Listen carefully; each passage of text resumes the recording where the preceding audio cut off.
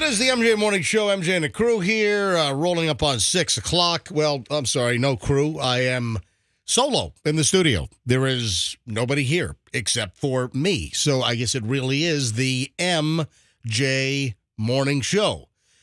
Because there is no Roxanne, there is no Froggy, there is no Fester. So, hey, Andrew, are you there? And Andrew, the producer, he's nowhere to be. Are you guys cranking me? Am I getting punked or something? Am I getting cranked on here? What's going on? So there's no one in the studio except me. All right, folks, welcome. Today is the Andrew. Do you know what's going on? Hold on. Fester just walked by, and I don't know if you can hear it. Fester just went. He knocked on the window, and he gave me the one moment finger. So I got the index finger in the air as Fester walks by the studio in the hallway. He's headed to let in. He's what? He's headed to let in Roxanne and Froggy. All right. So why wasn't Fester in the studio on time? Because his key card didn't work. All right. The whole crew. I told them yesterday they had to get with engineering on the key card changeover. So nobody got with engineering. So nobody's card is, my card's working because engineering got with me. All right, here's Roxanne is walking in now. Oh, here's Froggy walking in now. Here's Fester walking in now. Nobody's cards work. Well, did you guys get with engineering like I told you yesterday? Did anyone do that? Hello? Who? No, of course not. Roxanne, well, my card was working as of yesterday, so I thought I was the lucky one who didn't have to get with engineering. No, everyone had to get with engineering, apparently. There was an email that went out. Did you guys just ignore all the email? And not only that, you know what? Yesterday, you wise asses said, we don't read email around here. We don't read email around here. Right, but I said you got to get with engineering on getting your key card updated so it opens up the damn door to the radio station. Which, by the way, that also is a very interesting topic in its own with our key cards, and I'll get into that story later on. If you remember, there's an item that I had referred to as far as this crazy issue that had gone on for like 2 months. 2 months. And it is insane. I've never seen anything like it in my 41 years in broadcasting. So I will discuss that later on. Froggy, I saw you pull into the parking lot just after I pulled into the parking lot quite a while ago. So I texted Andrew and I said, can you open the back door for me? And I guess he missed that. You didn't text me. You didn't call me. I'm looking at my phone right now. I've got my wife texted me last night. Can you please pick up the bug under the paper towel on the floor in front of my vanity? Oh, God. Oh, I'm just She just left it there? That's what guys are for. I'm just seeing that. I do the same thing. She might have put a paper towel down and then like smashed a bug. Yep. And then I was supposed to pick it up. Listen, if you're going to put the paper towel down and smash the bug, why can't you pick up the damn bug? I can't smash the bugs. I can't do it. You've got the paper towel protection. No, you got to smash the bug or else the bug's going to get away. Well, the bug has a family. All right. So, guys, will you get with the engineering and IT folks after the show? And Froggy, don't, race out of here. Fester, everyone, don't race out of here. Go get your key cards updated. How about you guys just give me your cards and I'll do it? Oh, then, so you can confuse all the cards? Yeah. Or would you mark the cards? What do you mean, who cares? Yeah, I mean, because each card has a number and a name. Yeah, big deal. Oh, Fester's Roxanne. Roxanne's Fester. Big deal. We're here about the same time. Yeah. All right. On most days. I've got a revelation to make, and I will do it later on. I think we can now do it, I believe. Let me just make a note. But I've got a crazy story.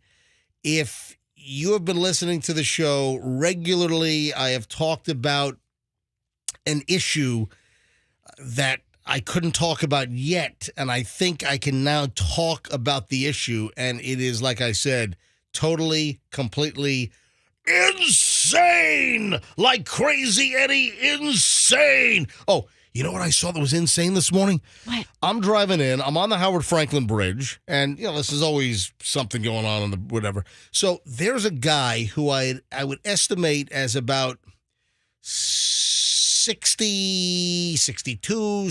I mean, just pulling by in the dark. But listen, enough illumination. I can see the guy. Guy is driving an older Mercedes-Benz convertible, like the 500 SL. Remember, Jack Harris had that car for years. Oh, Remember? yeah. And it was a convertible. So it was looked like a light bluish Mercedes convertible. It's a good-looking car. Yeah, like mid-90s. Yeah. Like a mid-90s Mercedes. And still, car holds up, good-looking vehicle. And the dude is, and I can hear the thumping.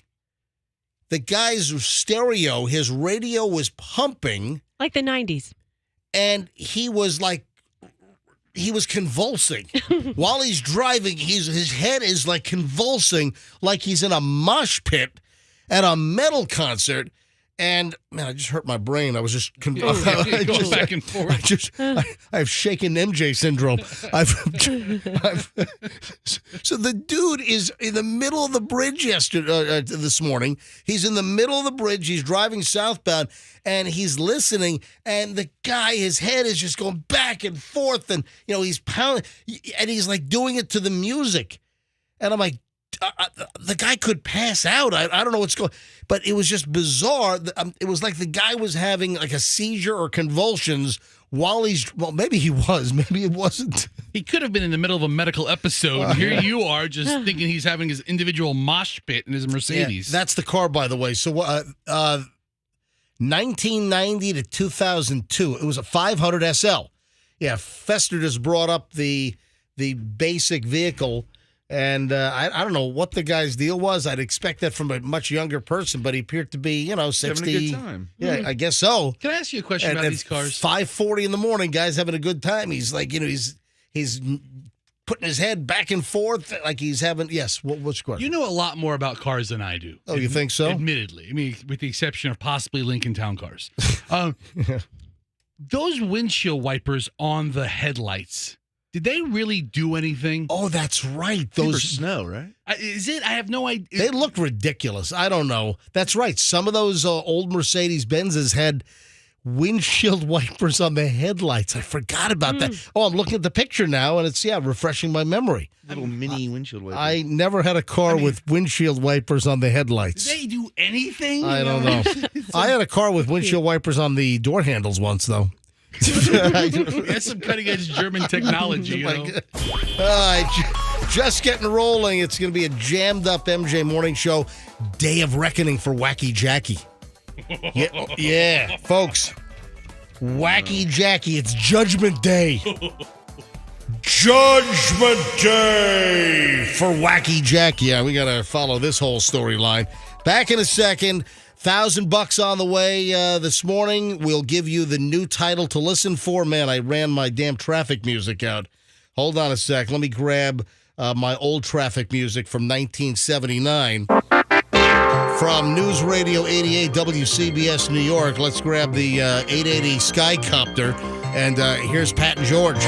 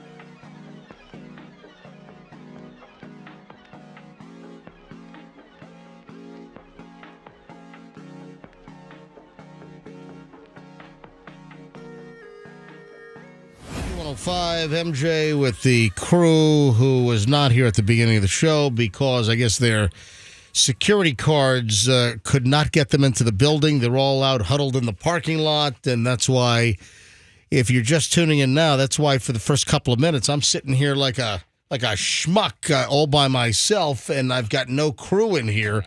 But it looks like everything's under control now. Well, you guys have to get your cards programmed. The story with the money, man, it plays out again today. This is going on for weeks. This is very exciting. So already this week we've given away $3,000, Monday, Tuesday, Wednesday. And we launched the new MJ Cash Stash Contest. Every morning between about 9 and 9:20. It doesn't happen before 9. So between 9 and 9:20, I give you the new Cash Stash song. You listen for that song to be played later on during the day, guaranteed before 6 during the workday. When you hear the song, just be the 7th caller on our studio line, 800-990-1047, and win $1,000. And this is a local-only contest. This only happens locally. It's only on Q105. Exclusive for you, our Q105 listeners. It's not a national contest. You're not competing against other radio stations. This is only Q105. Monday, Cheryl from Wesley Chapel won $1,000. Tuesday, Amanda from St. Pete won $1,000. And then yesterday, Stephanie from Lutz won $1,000. Happens again today, happens again tomorrow, happens all next week, happens all the week after and the week after. We're blowing out tens of thousands of dollars right here on the MJ Morning Show and Q105 Standby. So that's coming up just after 9 o'clock, the new song title, Heads Up. Big news, breaking news this morning, terrible story which has brewed. An MJ news alert, and that is the fire at the Madeira Beach Alligator and Wildlife Discovery Center. The early word is that the fire has killed animals. There is massive damage. What a mess. This is from ABC Action News. Andrew printed this up from their website this morning. An early morning fire at the Alligator and Wildlife Discovery Center in Madeira Beach at Johns Pass caused significant damage and a large loss of animal life. That sucks. Aw. The fire started before 3 a.m., and Madeira Beach Fire Chief Clint Belk said crews were met with heavy fire and smoke when they arrived. According to Belk, the crews made an intense interior attack, but were forced outside when flames shot through the roof. Jeez. Belk said there was a large loss of animal life, including mammals, turtles, and alligators, but they don't know the exact number at this time. The center's home to more than 250 animals, according to the website. The estimated damage, according to the fire chief, is $1 million. I don't know how you get a damage assessed. Well, I guess if you're a fire chief, I guess you have an idea of what a structural fire does, but it seems a little early to say what the damage is. They have reports to fill out. They have to put something down. He says it does hurt a little more being a small knit community, Belk said. He said the crews will be at the scene for hours. He said at least 5 different fire departments responded. Whoa. So, listen, it's Madeira Beach, so I'm sure you're going to pull in. I don't know. All the beach municipality fire departments. Yeah, also, I also have kind of lost track with all of those beach communities in Pinellas County. I've also kind of lost track which have police departments still, which rely on the Pinellas County Sheriff's Office. You know, I'm a Hillsborough County resident. And listen, I know plenty about Pinellas. You know, I work in Pinellas every day. Our studios here at Q105, we're in Pinellas near 4th and Gandy. And, you know, I know plenty about Pinellas, but not everything. So I even less, I don't know all the fire departments, you know, every community that has their own fire and rescue or relying on the county but. So Treasure Island has their own police department. Okay, so Treasure Island still does, but St. Pete Beach used to, but now they're part of the county. Now they're county. How about like Reddington Beach and Reddington as police, Reddington Shores? Yeah, but they have their own police cars or they rely on the county? They have their own. Okay, all right. So I've kind of lost track of that, and I know even less about who has their own fire versus relying on. But this is 5 different fire departments responding this morning to the fire at the Madeira Beach Alligator and Wildlife Discovery Center. That's terrible. Yeah, it is. What happened? That's what they're going to try to figure out. They don't know yet. The fire investigators, they're going to, get in there after the building is safe to enter. They're going to go in. They're going to find out and come up with a cause. They're pretty good. The forensic investigators, the arson investigators, they're pretty good at determining whether it was electrical, whether it was arson, there was some kind of an accelerant used. Listen, I've seen an episode or 2 of Chicago Fire, all right? And the end of Pee-wee's Big Adventure. Oh, yeah. He saved, it was a pet store. He saved an entire pet store. Yeah. That's right. Boy. But this is awful, and 250 animals or so housed at this facility. The question is, how many perished in the fire and how many survived? When you hear that fire crews were pushed back, that they try to make an interior assault at the flames, and they had to push back. What did the story say? Because fire was shooting through the roof? Yeah. Yeah, I don't know much about firefighting. I mean, but clearly if they could have maintained their interior assault against the flames, they would have, but the crews were pushed back. And so it started in the middle of the night. Yeah, well, the sometime fire between 2 and 3 a.m. Yeah, well, that's what I said. I'm reiterating that. Yeah, the fire started before 3 a.m. according to the fire chief, Clint Black. So Madeira Beach Fire Chief. So that means that Madeira Beach does have their own fire department. Yes. Okay. And did you say the former mayor of Madeira owns that wildlife center? I did not say that. Yeah. Yeah. That's true. Wow. I haven't been over to Johns Pass in quite some time. I know that You're not much of a beach guy, are you? Well, you know what? I'm not really a beach goer. I mean, I love the ocean. I'm a heavy duty scuba diver. In fact, I was at Johns Pass. I was at Madeira Beach every weekend for years. Like 1994, 95, 96, 97, 98, 99, 2000. I think up until like 2001, 2002, Okay. maybe. Can you just say during the late 90s? Please. Well, Early and 2000s? early 2000s. We don't need to count off So- every year. Do you know why I was at Madeira Beach like every single weekend? Scuba diving training. Not Not training. training. I was scuba diving. Oh, off Madeira Beach? No, I would go to Mad Beach because the scuba boat that I used to go on, they were docked in that, when you're going down, what is that, Gulf Boulevard? When you're going down, when you're going down Gulf, and you're at Madeira Beach, just before you get, if let's say you're heading south, if you're heading south on Gulf Boulevard at Mad Beach, just before you get to the bridge to go over to Treasure Island, the drawbridge at Johns Pass, there was like a restaurant there, and we used to pull into the parking lot, and behind the restaurant there were boat slips. And I used to go on a scuba boat. It was a really nice boat. It was actually like a Sea Ray cruiser that was turned into a scuba boat. Ooh, nice. And it was called the Kinda Sorta. And I remember it was Ed and Carolyn. Yes, Ed and Carolyn. Ed? Good people. Ed and Carolyn, they owned the Kinda Sorta. And I met up with them when I moved to Tampa back in early 94.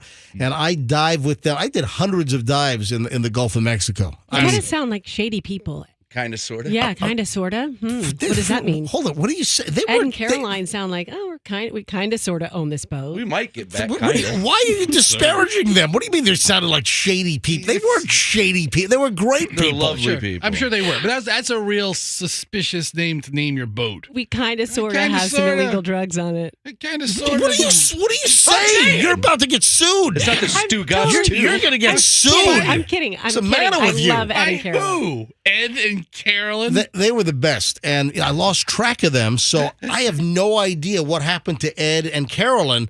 We'll find out now. You're going to get served. If anyone knows, seriously, if anyone knows what happened to Ed and Carolyn and the Kinda Sorta, the old scuba six-pack boat, they used to do ashes scatterings as well. Oh, no, don't say that. Yeah. Ed and Carolyn. Well, seriously, that was one of the other things. Aside from running scuba charters, and it was a 6-pack. There were like a maximum of 6 divers, and they also used to do a service where they would scatter ashes. They had, kind of hookups with local funeral homes. So they would take families out into the Gulf when they weren't taking scuba divers out. They would take families out to scatter ashes of loved ones that wanted to be scattered in the Gulf of Mexico. So you dump Dad off the side of the Kinda Sorta? Yes. Kind of sort of hit the water, kind of sort of have it blow back into the... Dad kind of sort of died a couple weeks ago, so we're going to dump him off the side of the Kinda Sorta. Anyway, seriously, if anyone knows what the hell ever happened to Ed and Carolyn from the Kinda Sorta from Madeira Beach, drop me an email, mj@mjmorningshow.com. Drop me an email, mj@mjmorningshow.com, and let me know whatever became of Ed and Carolyn. Anyway, so that's the last time I was regularly at Madeira Beach. It's been quite some time. I don't know if I've been to John's Pass since like the early 2000s. But listen, let's hope that not all of the animals died. Let's hope that animals were saved with this fire at the Madeira Beach Alligator and Wildlife Discovery Center, which this is just a terrible, terrible story. But it's been so long since I've been to Madeira Beach. I just remember that early on, like mid-90s, they had that like wooden like not a boardwalk, but you remember it looked like it could go up like Tinder. It just looked like it was like an old Western set. You know what I'm talking about? All made out of driftwood. They still have it. Yeah. Is it still the same there? John's Right. Pass. Yeah, they have the waterfront walking. Just been a while since I've been through there, but I did it a lot back in the 90s and early 2000s. All right, 6:32 at the MJ Morning Show. Let's dive into some early morons in the news next. It's a loaded Thursday, and of course, make sure you're listening between 9 and about 9:20 anytime. I'm going to give you the new MJ Cash Stash song, and that's worth $1,000. I'll give you the song, then you listen for it to play later on during the day at any time before 6 o'clock. Be the 7th caller and win $1,000 with the MJ Cash Stash. I have some very good advice if your carpet looks like garbage.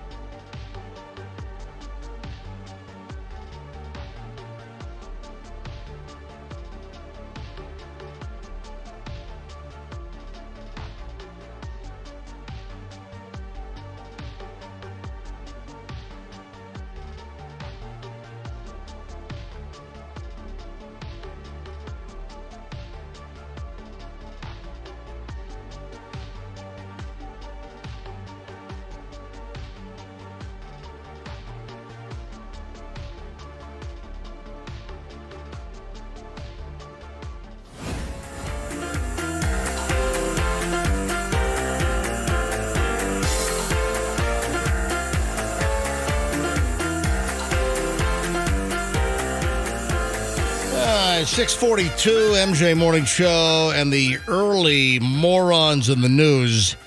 And a nice little pile this morning, including an 8-year-old arrested for carjacking. Wow. What the hell? That's an enterprising young person right there. Dude, don't give it any kind of positive spin. When you say that a young kid is enterprising, it's generally something positive, not carjacking like you. their lemonade stand. Dude, what are you talking about? This kid has many. Who knows how to drive at 8? Well, these days, there's the simulators out. My kids can drive a car at this point, I believe. You think so? Just from driving the simulator. Yeah, how about the irresponsible, moronic parents that let their young kids play like Grand Theft Auto? Yeah, Froggy, how about that? That's right. That's right. Froggy lets his. How old is Max and Luke these days? They're 11 and 8. And 8, yeah. And Froggy, you've been allowing your kids to play Grand Theft Auto since what age? Maybe 3 or 4, but only when mommy's not home. It's our little treat. Oh, it gets even deeper. And I don't let them use weapons. I just let them kick and punch people. No weapons. Yeah, you let them drive over people and run over hookers with buses, right? Yes, that's allowed, but you can't shoot the guns. You want to talk about enterprising young men, Max and Luke? Yes, and we've been playing a lot of the firefighter simulator I have, which is it's to those guys, man. I can relate. It's tough. Can I ask what Grand Theft Auto are they up to at this point? Well, 5 has been out for like 7 years, and 6 is right around the corner, apparently. Whoa, hang on a minute. Grand Theft Auto 6. It's been 7 years since the last edition? Probably more. It's probably been like 10 years.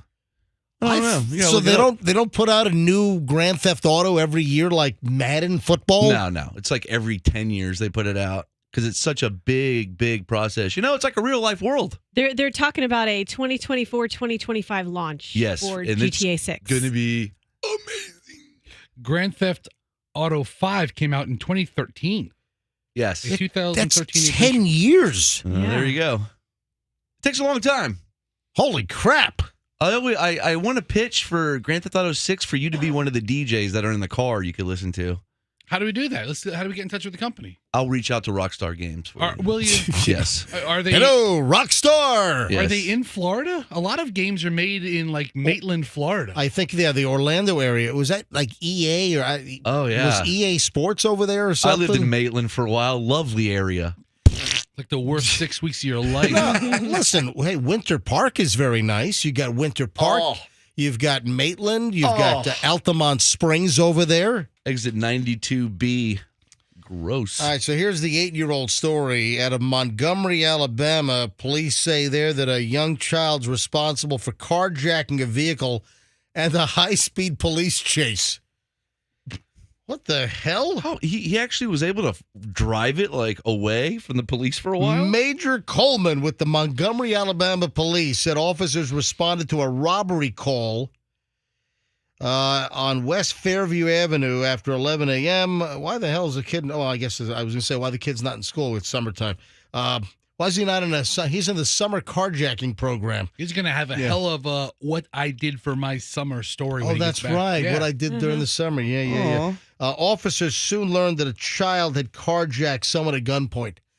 8-year-old kid carjacks somebody at gunpoint. Okay, how big is this kid to get their legs down to the pedals? 8 years old. Very good question. He's got to be pretty tall. Yeah, officers tried to pull over the stolen vehicle shortly after, but the driver refused to stop. Then the high-speed pursuit was on. Major Coleman said the fleeing vehicle crashed into another car. She said an 8-year-old boy was then taken into custody and later charged with first-degree robbery, attempting to elude, and certain persons forbidden to possess a firearm. Yeah, like an 8-year-old? That's a law in Alabama. Certain persons. I mean, look at this list. Carjacking, the use of a firearm in the commission of a felony, then felony eluding police in a car chase, all at the age of 8. What happens when this kid is 14, 15, 16? What happens when this kid is an adult, 18, 20, 25, whatever? I reserve my right not to speak. I call lawyer.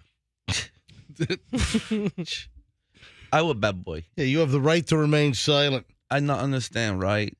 It's like something out of a comic book. This is how the Joker got started. You know? Yeah. This is how Lex Luthor got started. Flashback to when he was a kid. Oh, good point. Why so serious? Love that movie. Man, the kid was taken to the Montgomery County, Alabama Youth Detention Facility. Police said that a gun was recovered at the scene. No other information was released. A witness who goes by Snake. What is he hanging out with? Like motorcycle gangs? A witness who goes by the name Snake said he followed the vehicle from the crash and realized along the way that a little boy was driving and he called the police. So Snake called the police. When he said, whenever I realized it was a little boy, I knew I had to follow them and make sure no one got hit and that he got caught because You don't want him driving all over Montgomery, causing more accidents or hurting himself or hurting other people. Man, this is nuts. So at the kid's trial, they're going to call Snake to the witness Now, stand. this is the little twist in the story. Yeah, there's a twist. Snake then claimed that the child picked up two adults on a bridge. Yeah, that makes you think the adults put him up to it. Yeah, did the adults? What? The adults, that's DOLTS. Did they tell the kid? Did they give him the gun? Hey, carjack that car. Yeah, where did he get the gun? This kid was driving around And then went and picked up. Yes. and picked up somebody. Hold on, dude. Are you missing I don't the understand. story? An 8-year-old carjacked. How far did he get? Obviously, miles. How can he drive There was so good? a police car chase. How can he drive so good? He I was don't sitting understand. on it. He was sitting on a telephone book. Probably. He That had would little work blocks on against his him. feet. That would take him further away from the pedals. Well, it depends. If your legs grow first, depending on what stage of growth you're in life, True. usually your legs get longer first. True. Then you need the telephone book to give your torso a little lift. This kid's like an evil boss baby. Yeah, it's true. Snake said, I think parents just really need to know where their kids are. Oh, Parents, watch your kids. it might be one of the parents that was picked up on the bridge by the 8-year-old. You know, when Might be one of the parents that gave the kid the gun in the first place. if you're taking parental advice from a guy named Snake, I don't know. You're not a very good parent. Sorry. The guy who raised me, his name was Viper. A guy named Viper raised. Anyway, Snake. man, that's why we call it morons in the news. All right, folks, 6:50 at the MJ Morning Show. Heads up, right after 9 o'clock. Between 9 and 9:20, we'll give you the next Cash Stash Song of the Day for $1,000. This is a dummy-proof contest, man. This is as easy as it gets. You listen to the MJ Morning Show between 9 and 9:20. I'm going to give you the new song title. You listen for that song to play later today and be the 7th caller when you hear it and win $1,000. It's that easy. So next song title, what to listen for coming up just after 9 o'clock here on the MJ Morning Show. Stand by. Oh, guess what's for sale? I think we ought to make a bid on this thing. Well, it's a little pricey, but I don't know if the price might come down. But you're not going to believe what's for sale. Very, very relevant as far as current events go. I'll explain next here on the MJ Morning Show, so stand by.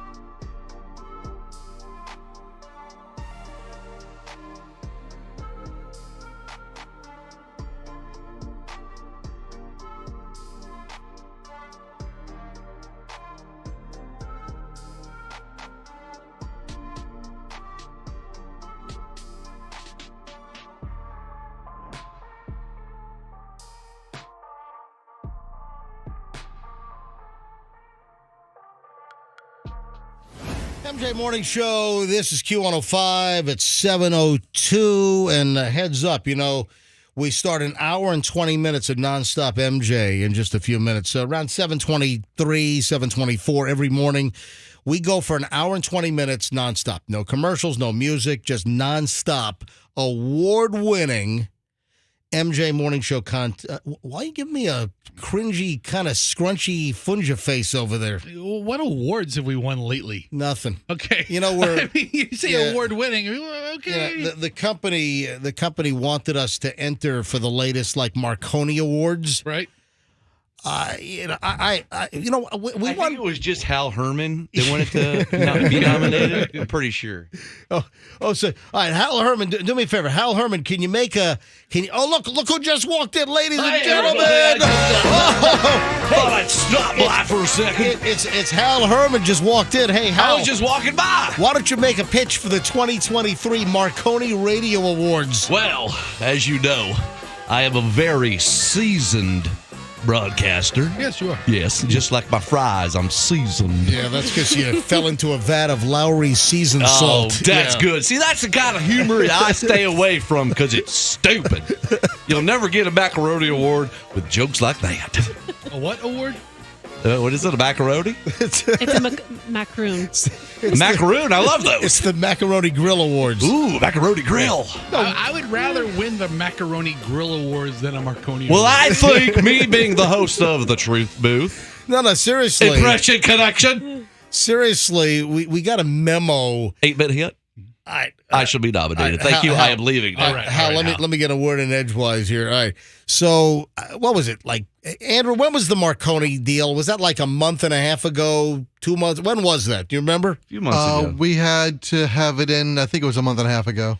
All right. So we get a memo from Beasley Media Group corporate headquarters down in Naples, and they're like, "Hey, we want these personalities or these shows to enter the Marconi Awards, and every year there's a Marconi ceremony, and they award Best Radio Station of the Year, Best Talent of the Year, Best Program. They go through a whole litany of awards, and we were encouraged. Well, actually, we were told we needed to put together, what was it, 90 seconds? So we had to summarize our radio show in 90 seconds. That was the recommended length. What? Yeah. It's impossible. We put together a 90-second little blurb to represent the morning show. Then we submit it to the Marconi Awards, which I think the awards ceremony and the revelation of who wins, it happens in October. I'm sorry, Rocktober. It happens in Rocktober. Hold on. So Yeah. we entered. We got the audio in on time. Yeah, we did. So we got the audio in. We entered. Oh, what was on the audio? I'd like to know. I hope it's not you talking about a bowl of rice on your Instagram. Hey, Andrew, do you have it handy? Do you have it? The final version was done by production. Can we get it by tomorrow? You No, think? you know what? No, I have it. I think I might actually have it here. Hold, let me do an email search because Tommy. I'm sorry, Tommy. Did Tommy did it? Okay, so it wasn't Joey. Okay, we don't need that. Baby, They're gonna pull that Marconi from us. It was Tommy. All right. So Yeah. did they include an ample amount of time for your kidney stones? Because I thought that was some really compelling stuff. Hold on, you know what? I think I downloaded it. I think it's in my Pixel files. Hold on, let me go to files. Downloads. This better be good because I want that macaroni award. You know what? We should submit next year the 90 seconds it's taking MJ to find. I got it. I found Yeah, I that found would it. be submission awesome. for the I Marconi found it. Awards. All right, hang on. Hey, Andrew, go to your email. I'm gonna share this with you right now. So, Andrew, I'm emailing it right now, and then open it up in your email, and then play it from the producer booth, which you inhabit right now. All right, let me know when you get the email. I just sent it from my Gmail to your Beasley Media account. So let me know when you have it, and I'll play the Marconi Awards submission that we submitted for the Marconi Awards. And what did we do? We do it? Did we make it? Well, the awards are in October. You submit, we'll find out in October. But the deal is that, I don't know if I've kissed enough industry ass over the years. I mean, I mean, I have. Really, we probably deserve a Marconi Award with the quality broadcasting in the 41 years that I've been doing this. Okay, we'll kiss some more booty. And the success of the MJ Morning Show, the 22 years of the Schnitz Show. I think I'm an ample broadcaster. I really do. But I don't think I've kissed enough industry butts, so I don't expect to ever win. But we were highly encouraged to submit. We were told you better submit. So we submitted. Andrew, do you have the entry? It's only like 90 seconds long. It's 2 minutes long. All right, it's 2 minutes long. Oh, and then the creepy item that's up for sale. We got to get to that here in just a second. All right, so this is our submission for the Marconi Radio Industry Awards. Roll the tape, Andrew. Now, stand by for the MJ Morning Show. Time to get up, get out of bed. Let a radio genius climb into your head. Get a totally unpredictable start to your day. Get your daily dose of MJ. Morning Show, MJ. Let's go. I got a question for Froggy. Are you a pluviophile? What'd you say, you son of a bitch? Am I a what? I said, are you a pluviophile? That's slander. Whoa. Say it again. Hold on, why did you pick Dude, up? I don't mess around with that stuff. He just picked up a broom. Say it again. Stop, don't break. Stop. Now it's like a spike out of The Walking Dead. Dude, Call me a pedo again. Call me a pedo again, I did I'm not. going to spear you like we're in the middle of the rainforest. Dude, pluvio. Tell me what it means. A pluviophile loves rain and storms. Oh, I can deal with that. You're about to murder me. Pluviophile doesn't sound like pedophile. Tampa Bay's favorite morning show. It's awesome. The MJ Morning Show. Q105. My kids are defrauding me. What are you laughing at? Two kids are on the other side of the world in Paris, and Daddy's now just figuring out that they're running a fast one on. Chloe has like 15 minutes of school a day, and Julian's taking pictures, and he's just now figuring out that the kids are running a fast one on him. Hey, you're laughing at me.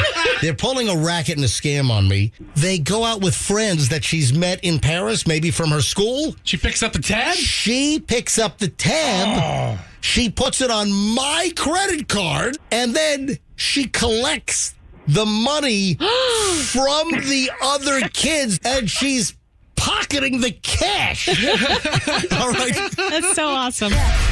It's even better the second time around. The MJ Morning Show. Q105. So there we go. That is the submission. That's what we. What are you all doing? Of all the amazing stuff we do, you pick a pedophile clip and then a clip about you talking about your kids. Of all the things that we do, I'm not going to be booking my reservation for the award ceremony. I'm just saying. what happened? Somebody call Casinos and cancel my reservation for a tux. Is it a Peter Cofield demo or for us? Listen, I didn't put it together. We had like a day to put the thing together. It was That's like the other side. It was like a last minute. Oh yeah, you got to submit an entry for the Marconi Awards. So I got to tell you about, I don't know when it was, maybe 6 months ago. Yeah. Management came to me and they're like, we got to put something together for this America's Got Radio Talent or something. What? I had never heard of this. Like award. America's Got Talent, the Yeah. TV show with Heidi Klum and Howie Mandel and Simon Cowell. Yeah, but it was a total knockoff. It was not affiliated with them, you know. And so I put something together about, but my clip that I picked was a robot sex clip. From the show? Yes. Or you just mumbling in your car? No Winks Tinkle Crotch, no Hal Herman, no Louis Anderson, no over the top stuff. Yeah. no crank call, or no nothing crazy or Us blowing up. nothing even fun, actually. They're just pedophilia and money scams. Wow. But we do some of that on the show. Dude, it was pluviophile. A pluviophile is someone that loves rain and the associated activity with rain. If you're a Not pluviophile, about 4 o'clock this afternoon, you're going to be really happy. 7:12 at the, why is that? Because it's going to rain. Do we have another rainy day coming? All right. So 7:12 at the MJ Morning Show. Quickly here, kind of a creepy item. I was like, man, we ought to buy this. One of the other Ocean Gate subs is now for sale.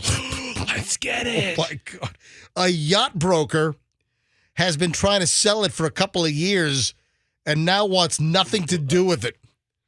I want everything to do with it. I'll tell you what, I need a little more time with this and I don't want to get late.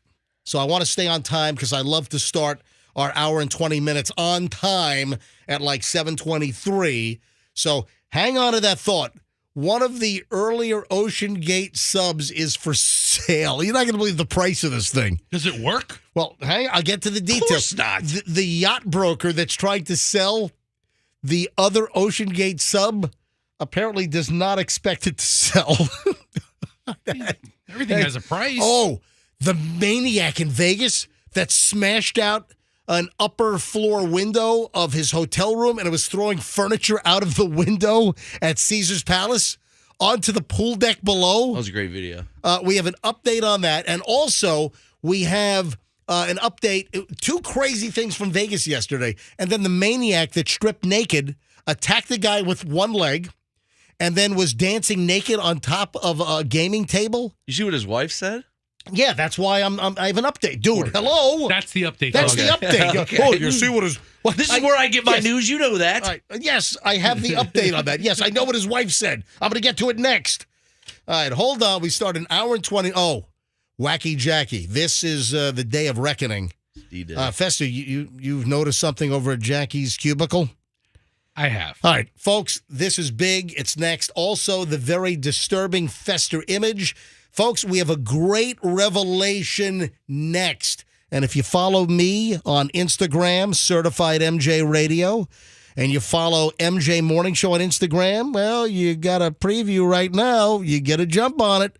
We'll explain it all next. Stand by.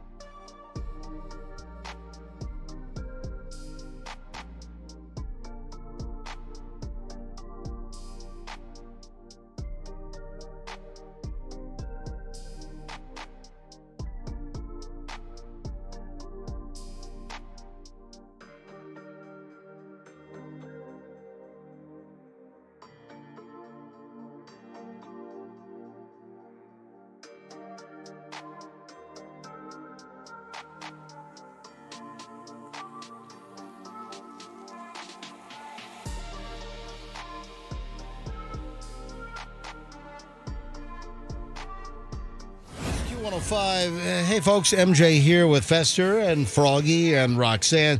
7:25 at the MJ Morning Show. And blammo, just like that, we've started an hour and 20 minutes of nonstop MJ right now. Every morning, right around 7:23 to 7:25-ish, depending on how late we go with the previous segment. We start an hour and 20 minutes nonstop right now. Nothing but MJ Morning Show, solid award-winning content right now. Hey, don't forget, between 9 and 9:20 this morning, I'll give you the next Cash Stash song.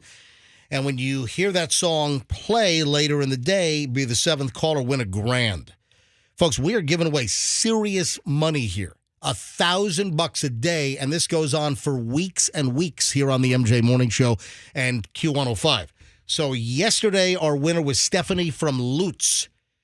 And I think the song played in the 4 o'clock hour. The day before, on Tuesday, Roxanne played the song at like 11:30.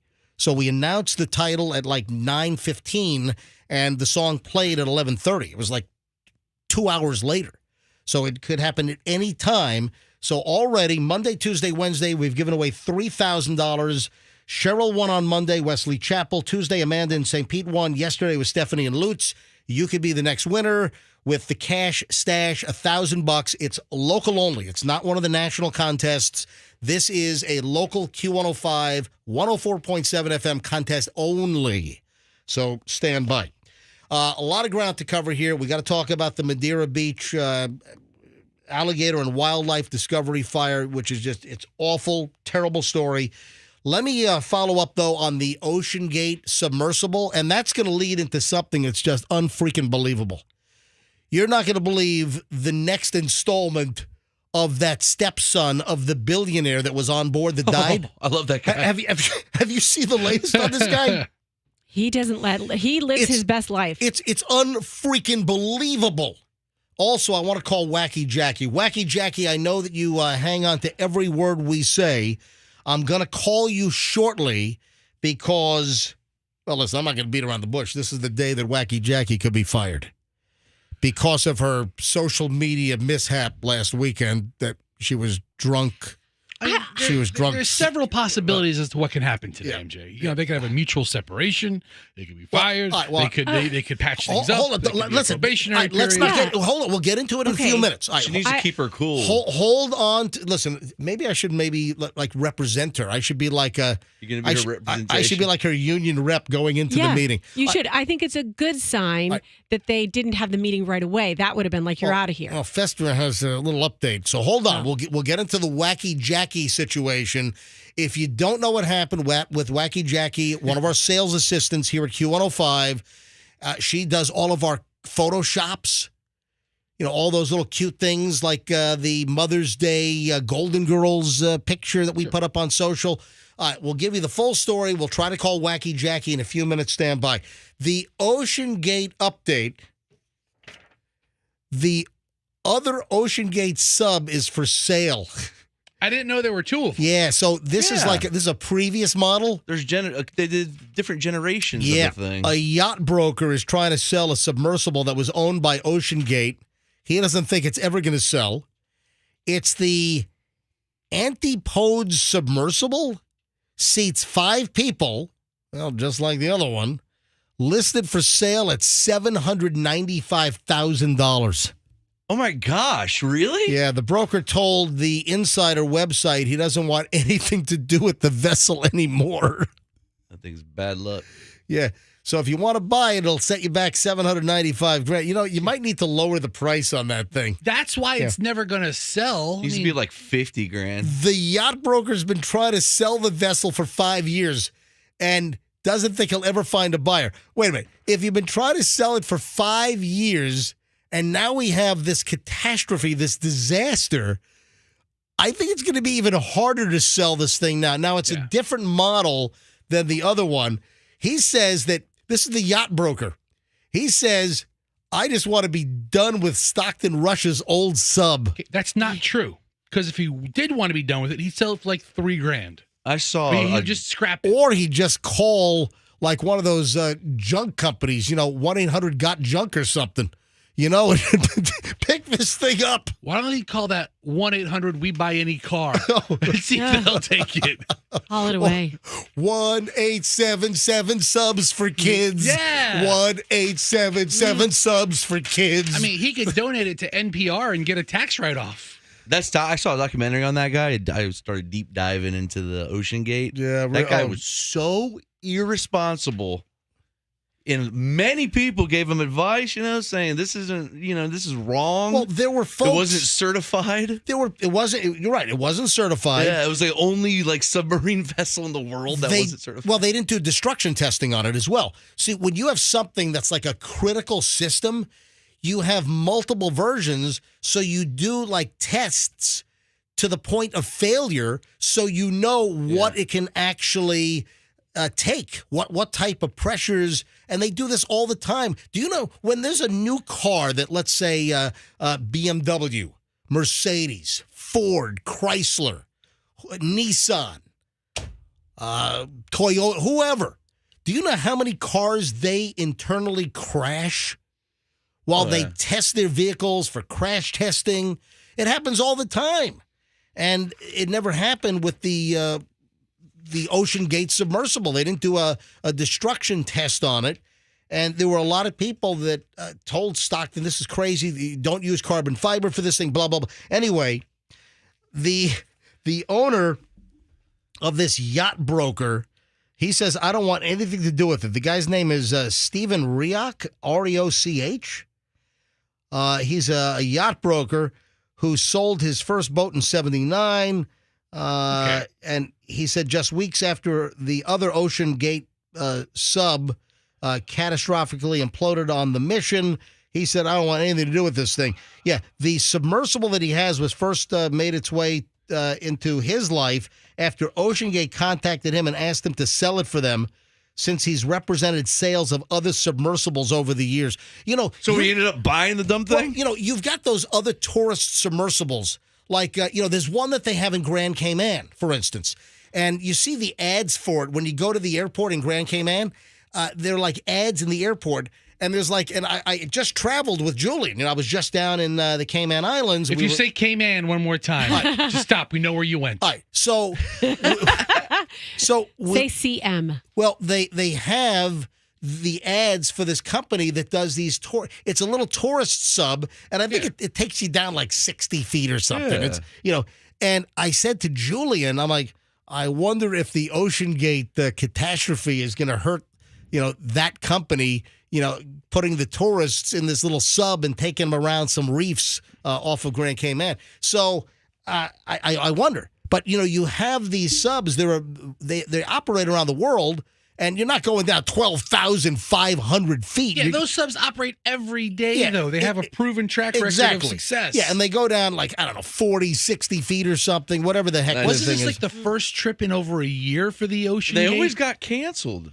I follow this metal detecting kid on YouTube. Yeah. And his YouTube channel, he has 15 million followers, so he has a bunch of money, and he paid to go on the trip, and he documented the whole thing. Yeah, I sent you that.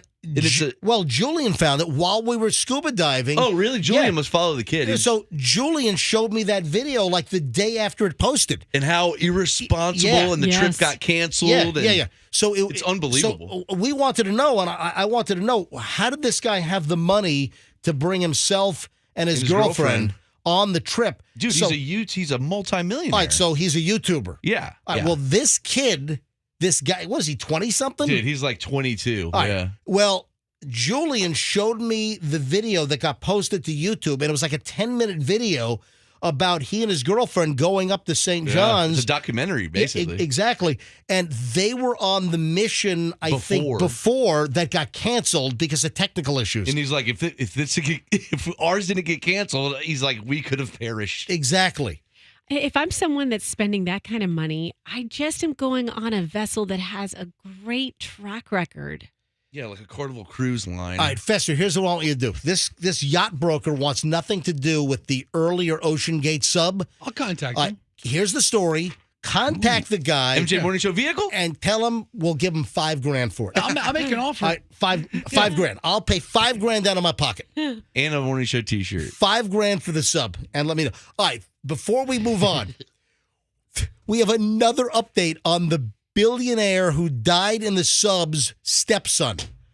This is not a good one. This is unbelievable. This guy needs his own TV show. If you thought that it was irresponsible, if you thought that it was grotesque behavior, if you thought this was callous and insensitive, that he went to a Blink-182 concert. Oh, best concert ever. While the sub and the passengers were missing, lost contact for days, and then we found out that Hamish Harding's stepson went to a Blink-182 concert in the midst of the search and recovery for the sub. And it was a big deal. And he said, he had the goal to say, oh, yeah, my stepfather who's missing on this submersible death trap, he'd want me to go to the Blink-182 concert. I mean, it was a hell of a show. I'll tell you that. Yeah, he went to the one, I think he went to one out in L.A., right? Yeah, he did. He went to Los Angeles. Right, and Froggy just went to Blink-182 on, what, Tuesday? Monday night. And I didn't think Froggy was going to be here Tuesday morning, but he made it miraculously. You shocked us all, man. There you go. We thought you were going to call in sick. We all have to grow up sometime. So this kid, this stepson of the missing imploded billionaire that was down in the sub, you're not going to believe this guy's next item. He's the one that went off on Cardi B and was like, Cardi B. Well, Cardi B. No, Cardi B went off on him. But then he rebutted. He offered a rebuttal. You usually don't say that word so hard, but yes, it's rebuttal. Rebuttal. Listen to this. Stepson of billionaire killed on Titan sub is now complaining that he's not able to get laid despite his inheritance. Oh, how he has no game. Are you kidding me? The stepson of British billionaire Hamish Harding, who died in the Ocean Gate Titanic submersible implosion, is now being attacked for additional distasteful comments, including complaining that he's not being able to, get a babe. He's saying, quote, he can't get laid, despite an expected massive inheritance from his stepfather. Brian, well, his last name is spelled S-Z-A-S-Z. How do you pronounce that? Sizzle. So Brian Cazaz. I have no idea.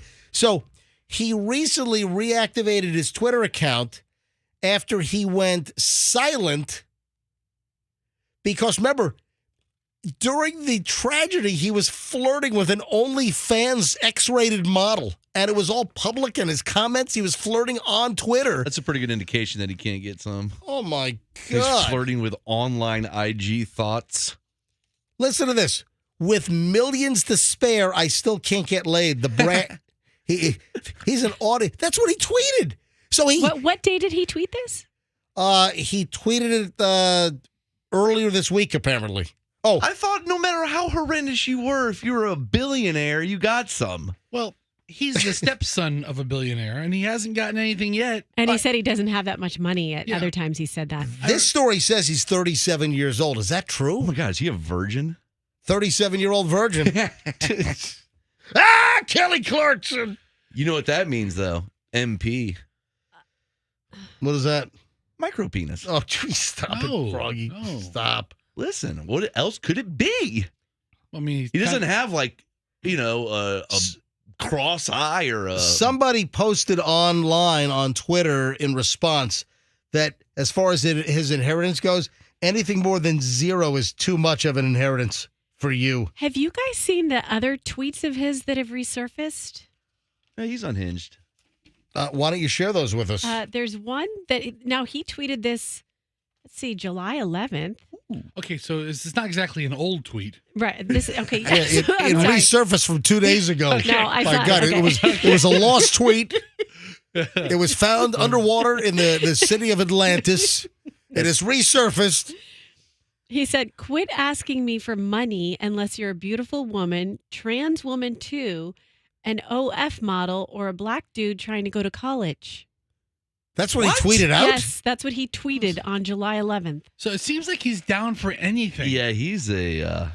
So OF model, that's OnlyFans model. And what was the first one? The first two? Trans. Oh, yeah, okay. A beautiful woman, trans women too. Okay. So he'll get it on with a trans woman. All right. Some people are into that. And if you're into that thing, you're the kind of person that's into that thing. All right. Well, hey. Sure. I think a trans woman just won like some Miss Denmark contest or something. Good for her. I saw, no, seriously. It was I saw that too. Was it Denmark? Was it Switzerland? I don't know. Yeah. Some European beauty contest or something. And yeah, actually, good. Yeah, I wouldn't know. I wouldn't know that it was a dude that, transitioned. Right. I would have had no idea. Yeah, very attractive. So it was Netherlands. Okay, close enough. Miss How appropriate. Netherlands. Yeah. The Netherlands. Well, we're waiting now for the next idiotic thing for this stepson to say. I love this guy. Guy's out of his mind. What a nut job. All right, we have to call Wacky Jackie. We need the update. What's up with the desk? That's the revelation. That's part of the story here. Thanks for giving us the second half of the story first. Here's the deal. For those that don't know, Wacky Jackie, who works in our sales department, Wacky Jackie, she's been on the show numerous times. She generally comes in on the air, I don't know, once every week or 10 days or so. No, we love her. We do. She's the best. I can only take her in small doses on the show, but we love her. Don't say that to her face or online. She also does all of our cute little Photoshops. They are cute. She did the Mother's Day Golden Girls deal where she took a Golden Girls old TV show picture and Photoshopped our faces in. Mount Rushmore, we were all Mount Rushmore for President's Day. The Uncle Sam, she turned me into Uncle Sam on the 4th of July. Happy 4th of July to you. I'm pointing the finger, the whole shebang. Anyway, she does some great Photoshop work. But last weekend, there was a little bit of an incident. I don't know what caused this, but she was drinking at home alone, got a little tanked up apparently, and then went on some kind of a social media rip where she was attacking our new program director, was, I guess, attacking our new general manager, and she claims that she had no idea what she actually wrote, but somebody screenshotted what she wrote and then sent it to management. Who did that? I want to know who did that. I don't know. That's not cool. I don't know. Somebody brilliant. And, well, it's turned into an incident here, and apparently Wacky Jackie has a meeting with management later this morning. So it's a day of reckoning. This is Judgment Day for Jackie. Wacky Jackie, will she survive? Is she going to be cut loose? Apparently, what she said was pretty rough. Dead man walking. Apparently, there were a lot of four-letter words. Apparently went off on our new program director and said that he was playing songs on Q105 that are wrecking the radio station, and then listed songs, but it turns out that we don't even play any of those songs. What? That is not cool. What station are you listening to? Like all that Metallica on Q105 is just taking the place? I mean, listen, no. I just think that she was kind of ass blasted, and she just didn't know what she was writing. Anyway, let me try to call Wacky Jackie now, because I got to see, does she know what time the meeting is? And then, well, Fester, why don't you give us the revelation? Fester doing his super sleuth this morning. But I wasn't. Yeah, it's because he's hungry. Yeah, I wasn't sleuthing as much as I was looking for candy. Yeah, because Wacky Jackie maintains a candy jar on her cubicle desk so people can stop by and get candy. You know, she was spending $30 a week on candy. I'm like, that's insane. You shouldn't have, out of her pocket. She spends $200 a week on cigarettes. I mean, big deal. Money's relative. I mean, big deal. I was talking last night to Doug about it, and my daughter heard me, and she's like, "What? They're going to fire Jackie?" Yeah. And she's like, "She's a good person. She took me to get candy at her desk. She took care of me." Okay, so Jackie has her candy dish. I am one of the privileged people that not only knows where the candy stash is, not just what's on the counter. You know where backstock is? And I know where the backup to the stash is. Yeah, the backstock. No. So I know the hiding place and then the hiding place to the hiding place. Okay? And Yeah, leave it to you. so If it's calorie filled, then Fester's got it covered. Sniff it out. Candy dish is empty. So I go behind her desk Yep. and I look in the first stash place. Mm-hmm. It's empty. Mm. No problem. There's always the emergency stash. It's empty. All right. So while you're rifling through her drawers, you also notice that. Then I panic. Yeah. I look through the top. I look through the top drawer. Yeah. Maybe she moved it. Yeah. The top drawer is empty. I Yeah. look through her file drawer. There's no files. All right, so- pictures that she has on her wall are taken down yeah. and stacked neatly. So- and I'm thinking, this is it today. All right. So it looks like she's thinking the worst. So she's already kind of cleaned out her cubicle. I think so. Did anyone notice the parallel between we're doing our cash stash contest right now, and apparently Fester, you enjoy a candy stash does rifling he? every day. I enjoy a couple of stashes. I could have done without that Listen. analogy. Well, I was doing it while you're dialing. Okay. He thanks. enjoys a Key This is West dial butt, too. fodder. All right, calling Wacky Jackie. Couple of stashes I'm interested in. Hopefully she's listening. Hello. Do you think management and HR frowns on us kind of making a scene out of this whole deal? Hey, I'm not the involved. only thing they can do to us is the same thing they're about to do to Jackie. Exactly. What are they going to do? All right, so Wacky Jackie, we're live on the MJ Morning Show. I'm sure you're listening, right? Yeah. All right, do you have... Yeah. What are you laughing at, Fez? I mean, It's not funny. That's just. You know what? It's just I made a mistake. Okay, I didn't. I'm glad that this is entertaining. It's embarrassing enough. I didn't mean to do it. It was stupid. I'm a grown up. I know better. I don't want to talk about it anymore. Okay. All right, save all this for the meeting, Jackie. All right, Jackie, do you want me to come with you to the... Do you want me to, be your rep? No, you're such a dork. Thank you. Jackie, you're going to be fine. These are words, pearls of wisdom that you're saying right now. I love the inadvertent content that Jackie brings to the show. We can't do without you, All right, Jackie. Yeah, right. Jackie, did you clean out your stuff? No, I only have $1 until we get paid. I can't buy candy right now. That's not the point. That's not what I was saying. It just seemed like a lot of your desk drawers were cleaned out. No, they're always clean. I just keep my desk clean. Oh, okay. All right. Oh, that's a good You sign. took down the picture of you and I, and you had it stacked next to your keyboard. Well, I was going to bring it home and put it on my refrigerator because you. it makes me happy to look at it. Well, okay, but that's taking things down and bringing things home is also what you do when you get fired. So I was thinking. I'm aware. Well, listen, hopefully Wacky Jackie just gets a little bit of a talking to. And all right, listen.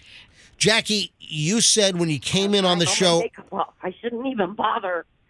Well, Jackie, don't say that. Jackie, hold on. When you were on the show earlier in the week, I mean, you were just honest. And you said, I screwed up.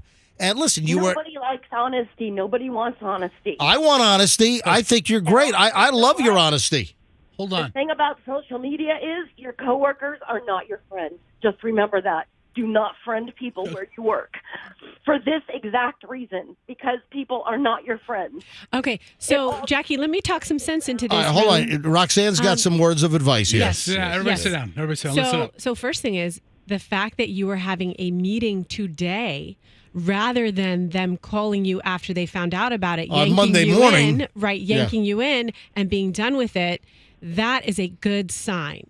So you go in with a positive attitude, transparency, just exactly what you said. I'm sorry that I did this. Listen, you just tell the truth. Yeah, it was a mistake. It was a mistake. You were at home. You were drinking alone. Yes. And you lost your faculties, and you went off on a really nutty social media spree. Can I help making comments. And listen, you just tail between the legs. You apologize. Listen, you just need to stop getting on social media if you're having a few at home. Froggy, what's your advice? MJ, if Roxanne can offer her counsel, I think it's only fair that Yes. Froggy gets the floor as well. Jackie, let me tell you a quick story of something that happened to me about 20 years ago when I was drunk at another radio station and fell through somebody's wall. Made an entire hole in the wall, okay? Was that Cigar Dave? That was Cigar Dave, who therefore threatened me and said my life wasn't worth his model airplanes that You knocked the model fell airplane over. off. It was a very nice model airplane. And he and I said, "Oh my God, I'm going to be fired." I thought I was going to be fired for a week, but I went to the management and I said, "Listen, I was intoxicated. I was running through the hallways. My friend tackled me through Cigar Dave's wall." Was this on the weekend, like after hours? Yes, during my show. And they said, Well, "Listen, hold on. You were doing a weekend shift and you were drunk on the air? Well, yeah, it was after. And then you had a we were- friend, probably violating policy. You had a friend It in was the when station. the Bucks won the Super Bowl. The day, And the night the Bucks won your- the Super Bowl, we were celebrating. Your friend tackled you and you went through I the went wall. through Cigar Dave's wall and burst through his model airplane. That's right. display. He had a credenza with like model airplanes on it. You knocked them all over. I think you broke some wings off. The credenza was against the hallway wall, so Froggy That's was right. in the hallway, smashed the hallway, went through it, knocked everything over. I can't believe Froggy broke And anything. wait a minute. And you know what the deal was? The story was that you weren't going to say a word, but they found it on the surveillance video. yeah. The one camera that worked was that Right. hallway.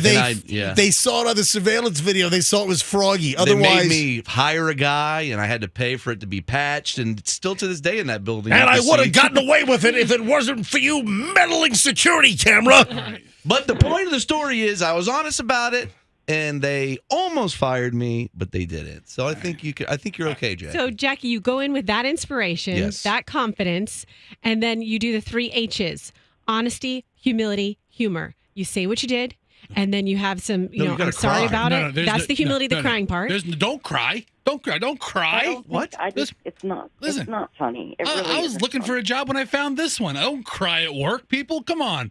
Jackie, say less. Let them get their piece out. Apologize. Walk out. Whatever's going to happen is going to happen. Hey, the PD is a nice guy, too. So, Yeah, very nice. that's working on your side as well. Okay. Right? All right. So, Wacky Jackie, what time is the meeting? Have they given you a specific? I don't know. I'm still trying to get ready to get there. God, MJ, leave her alone. She's nervous All right. enough. All right, well, listen. Know that you've got friends on the MJ Morning Show, and we're with you. Okay, Jackie? Okay. Jackie, I'll give you $200 if you come to work today in pajamas. I love Bester. you guys. Have a good day. Bester, All right. it's not the All right time. Wacky Jackie, best of luck. It's the perfect time. And listen, I've said some things to management, so hopefully you just get a little bit of a tongue lashing. And MJ's helping you out more than he's ever helped any of us out in here in our entire if career. I'm going to work expecting them to fire me. I'm showing up in pajamas. You don't know she's going to get fired. We don't, but if doesn't- it's a It just doesn't possibility. feel good. It hasn't felt good all week. So. All right, Wanna Jackie. get- Wacky, listen, we're with you in spirit. Let us know what we can do for you, okay? We're here for you. Okay. Bye. Bye, Jackie. All right, bye, Jackie. You could loan her $10,000. I mean, if you're with her in spirit. Bester, does she know that her stuff is cleared out? It Doesn't sound like she does. the desk looked really clean.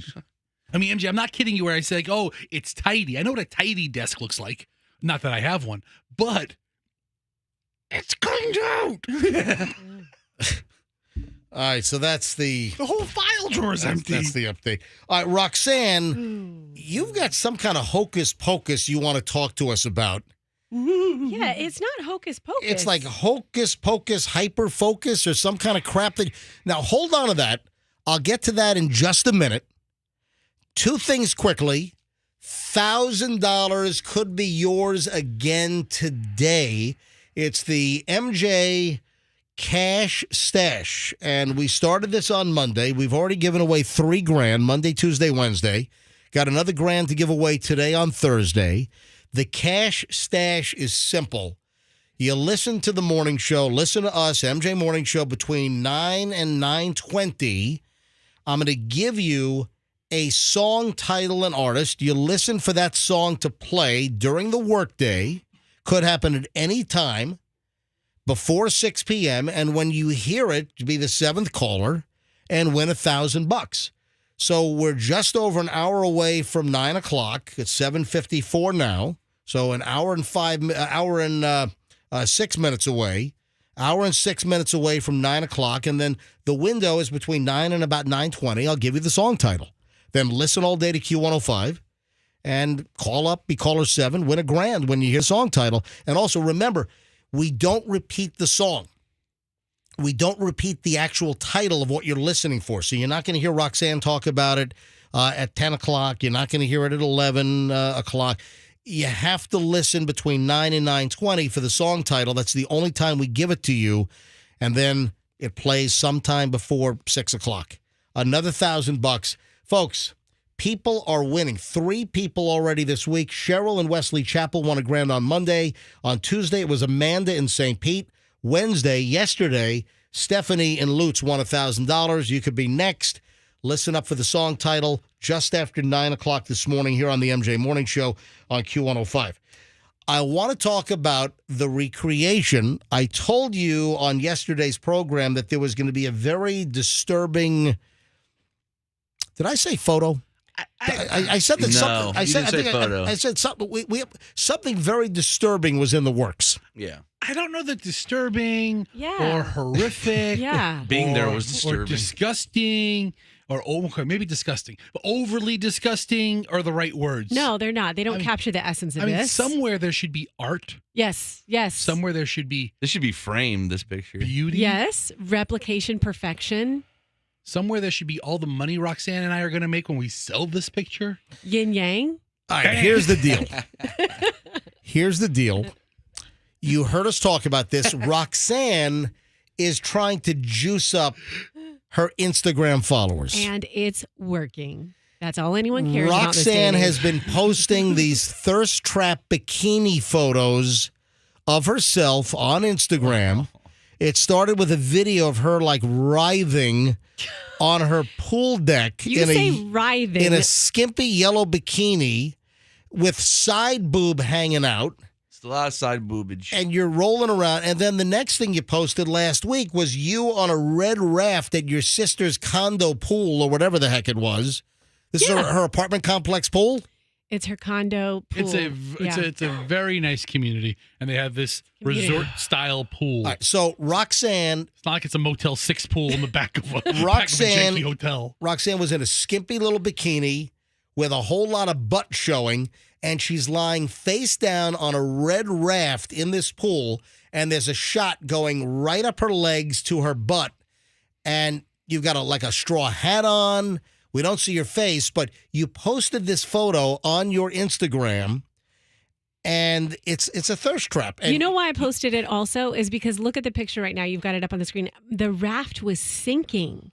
Like, I was like, gosh, am I too heavy for this raft? Nobody noticed you the aren't. raft. Trust me, it's not the raft. So anyways, but it's just, you talk about it. Well- it triggers people to go and look. Hold on. And I accept that. Don't and be you're gonna so- see a lot of don't be feelings so on it. utilitarian about this. Here's the deal. Fester went to Roxanne's sister's community pool yesterday Angela let us in. with the red raft, and Fester has recreated the swimsuit up the butt shot. Fester is lying on his stomach on the raft, which I don't even know how the raft is even remotely above water. You can't hear audio with this picture, but the raft was screaming. Get off of me! Get the hell off It's the same raft. It's the same raft. Yeah. Fester recreated the photo. So if you go to Certified MJ Radio, go to my private personal Instagram account, the side-by-side photo of Roxanne's butt and Roxanne on the left, and then the Fester. Look at all the back hair as well. Oh, my God. Look at that ass on So, me. all right, so how many folds? 1, 2, 3, 4, 5, 6, 7, 8, 9. All right, so there's a side-by-side comparison of Roxanne's bikini butt and then Fester. What are you wearing? What is that? what is that you're? All right, so folks, It's like a headband. you got to check this picture out. This is a classic. It is an instant classic. And if you go, Andrew, do me a favor, post this also on our website. You know, MJ, I took a video. I'm not sure. Should we do the video? Should I show you the video?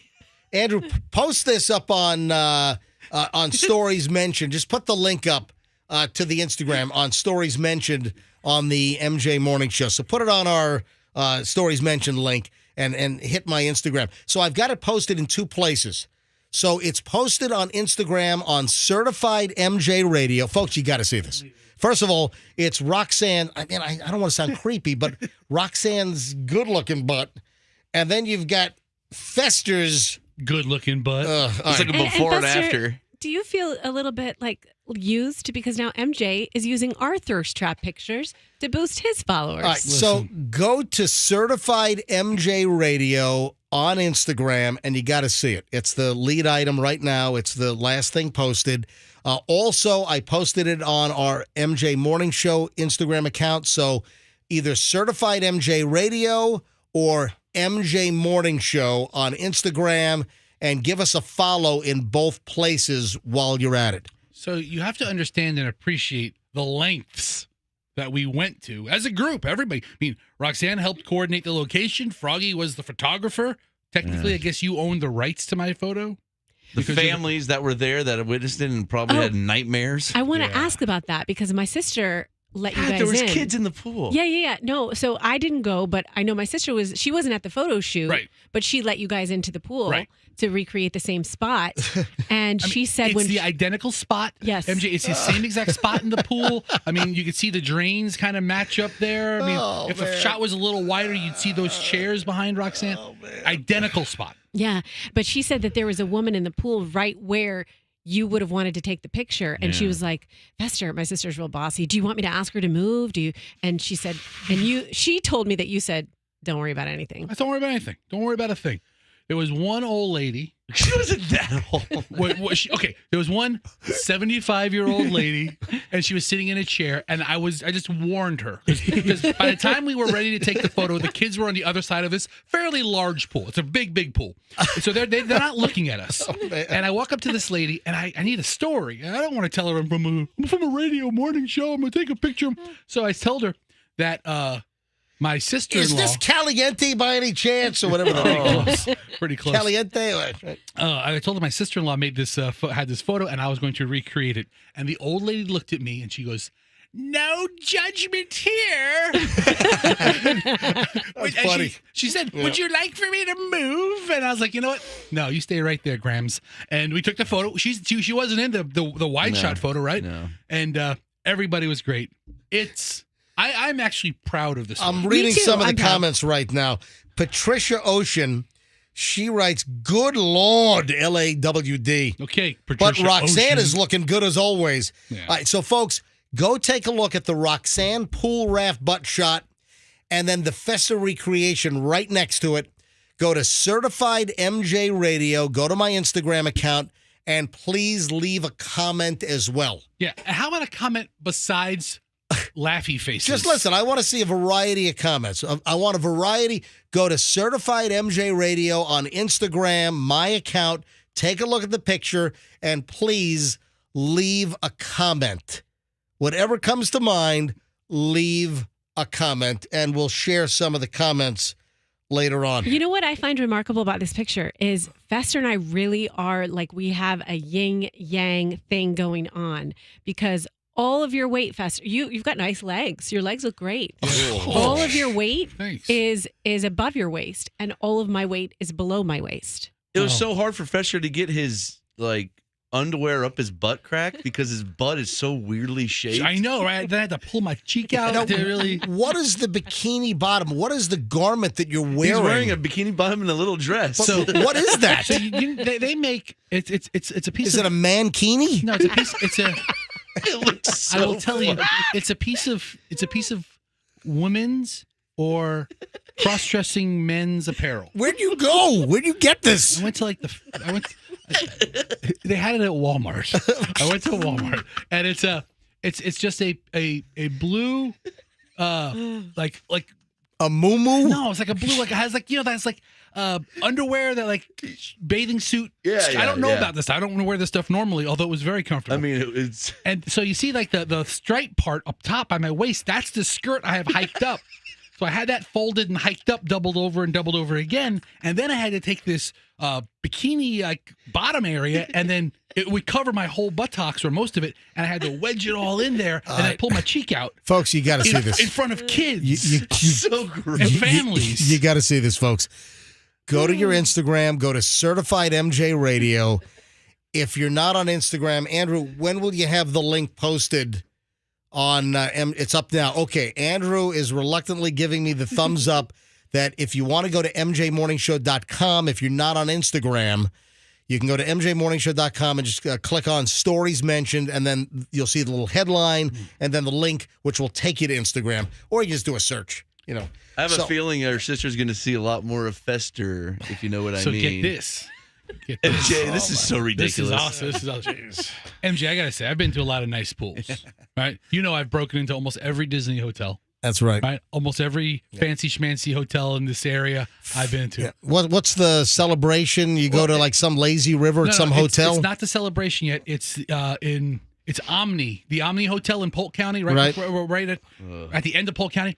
If you can get into that pool, they have a lazy river? A lazy river that I've floated around 1 billion times. So Fester just brings the family, shows up like he's a registered hotel guest, and just makes a day out of it for free. Throw the keys at the car guy and say, hey, give her a good spot. And then walk right in like I own the place. Walking in with towels and everything, or do you pilfer their towels as well? So what do you think Fester did at this new place? Angela, his sister's like, oh, I was like, this is a really nice pool. Angela's like, oh, come by anytime. We're always here. I was like, yeah, well. She was inviting you. Like, come visit. She's like, I was like, well, I don't know if our schedules always match up. And then Angela, who is as big a scam artist as I am. She really is. My She's sister like, is. If you want, I'll just get you your own key fob. You come by anytime you like. And I'm like, that sounds like a deal. It's an instant classic. Yeah. Go look at the photo. Go to Certified MJ Radio on Instagram. And listen, even if you're not on Instagram, just go to Google. Just type in Certified MJ Radio Instagram on Google, and it'll take you, and you can just watch it on the web. You can look at it on the web if you don't have the app. But if you're on the app, give me a follow, Certified MJ Radio, and leave a comment. Leave a comment, because we'll start reading some of the comments later on, and it is filling up good, ladies and gentlemen. Filling up good. You talking about my briefs? Oh, jeez. All right. So, Roxanne, can you explain what is this hyperfocus? What were you saying yesterday? Okay. You're trying to pitch us something. Yeah, no, you always yell at me about pay attention. You're too busy with the texters, but then in another breath, Roxanne, are you reading the text? Or I don't know that yelling is the right word, but he's gruff. He's gruff. My teaser was that Roxanne says that I need self-help. Yeah, you do. All right. Well, you definitely do. Kind of a fact. All right. So, what were the two terms that you floated by me yesterday? Okay. It was hyperfocus. Hyperfocus. Yeah. And we all know what hyperfocus is. That's like when you're only paying attention to one thing and you're in That's the called zone. tunnel vision. Okay, that's another word for it. Okay. Sure. So what we have to do in this room, and you have to be cognizant of it, is we have to scatter focus. Mm-hmm. And scatter focus is a way where you are doing one mundane task. Like maybe me, I'm looking at the text messages, but I have some of my attention or focus scattered around the room. And that allows you to be creative. You're like half paying attention to one thing, half paying attention to another thing. And I really appreciate the fact Jenna was in here yesterday, our intern, and she was shadowing.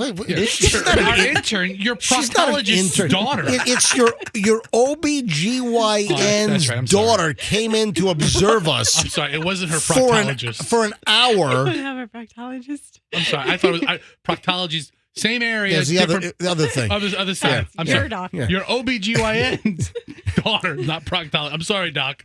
Anyway, so So she noticed how much, she goes, wow, you do, I didn't realize how much you do during the show. Other stuff, like multitasking stuff. Like, Yeah. So. You ought to get here at 6:20. She's putting on makeup for the first hour of the show. Exactly. Yeah. That's what I'm doing. I'm scatter focusing. So that would help you too, MJ, because. So I'm not hyper-focused, nor I'm not scatter-focused either? No, you know what? Maybe you are. So what in the hell between. am I? Maybe you are a hybrid. hyper scatter focus, because you're hyper focused because you're engaged with the topic that you're discussing. But look at you. You have to think about, we have to go to commercial break. I have to look at all these papers in front of me, all these stacks of papers, and I have to push all these buttons, which is more of like an automated thing that you do. So you are in scatter focus mode too. So don't judge me for being in scatter focus mode. I'm not saying you're the one bringing this to the table. I don't give a flying crap about hyper focus and scatter focus. I never heard of scatter focus. I just come in and try to do the best radio show that we could possibly do every morning. Well, maybe you need to read more self-help books too while you're at it. Why don't you drive home and I'll send you this one. It's called Hyper Focus. You can listen to it while you drive. I have no self-help books at my house. Why don't you scatter focus? I've never read a... You know what? Dave Reinhardt, may he rest in peace. Yes. Hello, Dave Reinhardt. Dave Reinhardt was a phenomenal general manager that we had for years during the MJ and BJ show, during the transition to just the MJ morning show in early 2001. And Dave Reinhardt was a phenomenal general manager. And one time, he gave me a book and said, MJ, you ought to read this book. It was by Leo Marvin. Baby Steps. I know. Fester, look this book up. All right. Oh, God. The name of the book was Somebody Moved My Cheese. Oh, I remember that self-help What? book. Yeah. That's the dumbest name of a book I've ever heard. You never heard of that? No. Everybody heard of that book. It's Yeah. No. It's Who Moved My Cheese. Yeah. Who Moved My Cheese? So he gave me the book and said, Hey, MJ, you ought to read this book. And I never read the book. I don't even know. Hey, Michelle, where's the book? You listening? Michelle, text my cell phone. Aww. Do I still have the Who Moved My Cheese book? All right, now, let me read the description. Fester's on Amazon right now. Who Moved My Cheese? Cheese is a metaphor for what you want in life, be it a good job, a loving relationship, money or possessions, health or spiritual peace of mind. And the maze is where you look for what you want. The organization you work in or the family or community where you live, the book shows how to anticipate change, adapt quickly, enjoy the change, and be ready for more so that you suffer from less stress and enjoy more success in life. I never read the damn book. Maybe your life would be, who knows what you would have accomplished. My if you'd read life that is book. a scatterbrained hellhole. You never gave it back to Dave?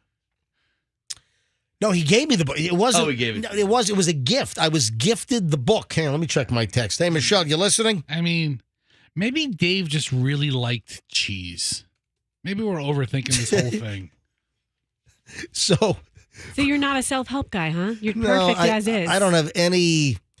And then there was another. Probably like a Malcolm Gladwell book or something, right? Well, hold on a minute. Do you think I just remembered this? Well, scatter focus, and all right, Roxanne, I can't have you keep yelling at him to focus and scatter focus. Hold on a minute. Wait a minute. I've just remembered something. 2 other people in radio gave me books. Okay. Scott Shannon, the famous Scott Shannon from The Z Morning Zoo on Z100. And then prior to that, the Q Morning Zoo right here on Q105, where the whole zoo concept was invented by Scott Shannon. I just remember this. Scott Shannon, when I was working for him at Pirate Radio in Los Angeles, he gave me a book called Organized to Be the Best. Here you go, Humpy. Because he saw all your papers strewn about. Then wait a sec. I'm remembering. And then Mark Driscoll, who was another famous radio program director and a great voiceover guy, he gave me a book, and I can't remember the title, but it was from some lady named Faith Popcorn. You know what? I think I've been given 3 self-help books over my career. Is that a trend? Is that a pattern? I read none of them, and should I have taken a hint? I've been given a movie by a radio guy. Yeah, so Faith Popcorn's written a bunch of books. Yeah, I've never heard of Faith Popcorn. I'm trying to remember what the name of the book was. Yeah, I have a book by Barry Boiled Peanuts. But Faith Popcorn. All right, so I don't care about hyper focus and scatter focus. Roxanne, you can I can scatter it wherever, scatter it to the wind. You're not interested? You can float in that world all you want, all right? Just trying to be a It's little all helpful. yours. Hey, speaking of hellholes. Oh, are we talking about work again? No, I'm segueing. Okay, I thought you were talking about the studio. Okay. Well, this studio is a hellhole. Okay, I didn't know where you were going. Now, Fester, your day job is at General RV. Yes. You still work there? Occasionally, yeah. No, you do, Yeah. right? All right. How far away are you from that Sefner hellhole? Dude, that's so scary. Oh, my God. Right? Oh, this is a terrible story. The Sefner sinkhole, which is like something out of a horror movie, the Sefner sinkhole has opened back up. Do you remember, 10 years ago? There was the house on that property. And the hole, like, I'm telling you, it was like something out of a horror movie.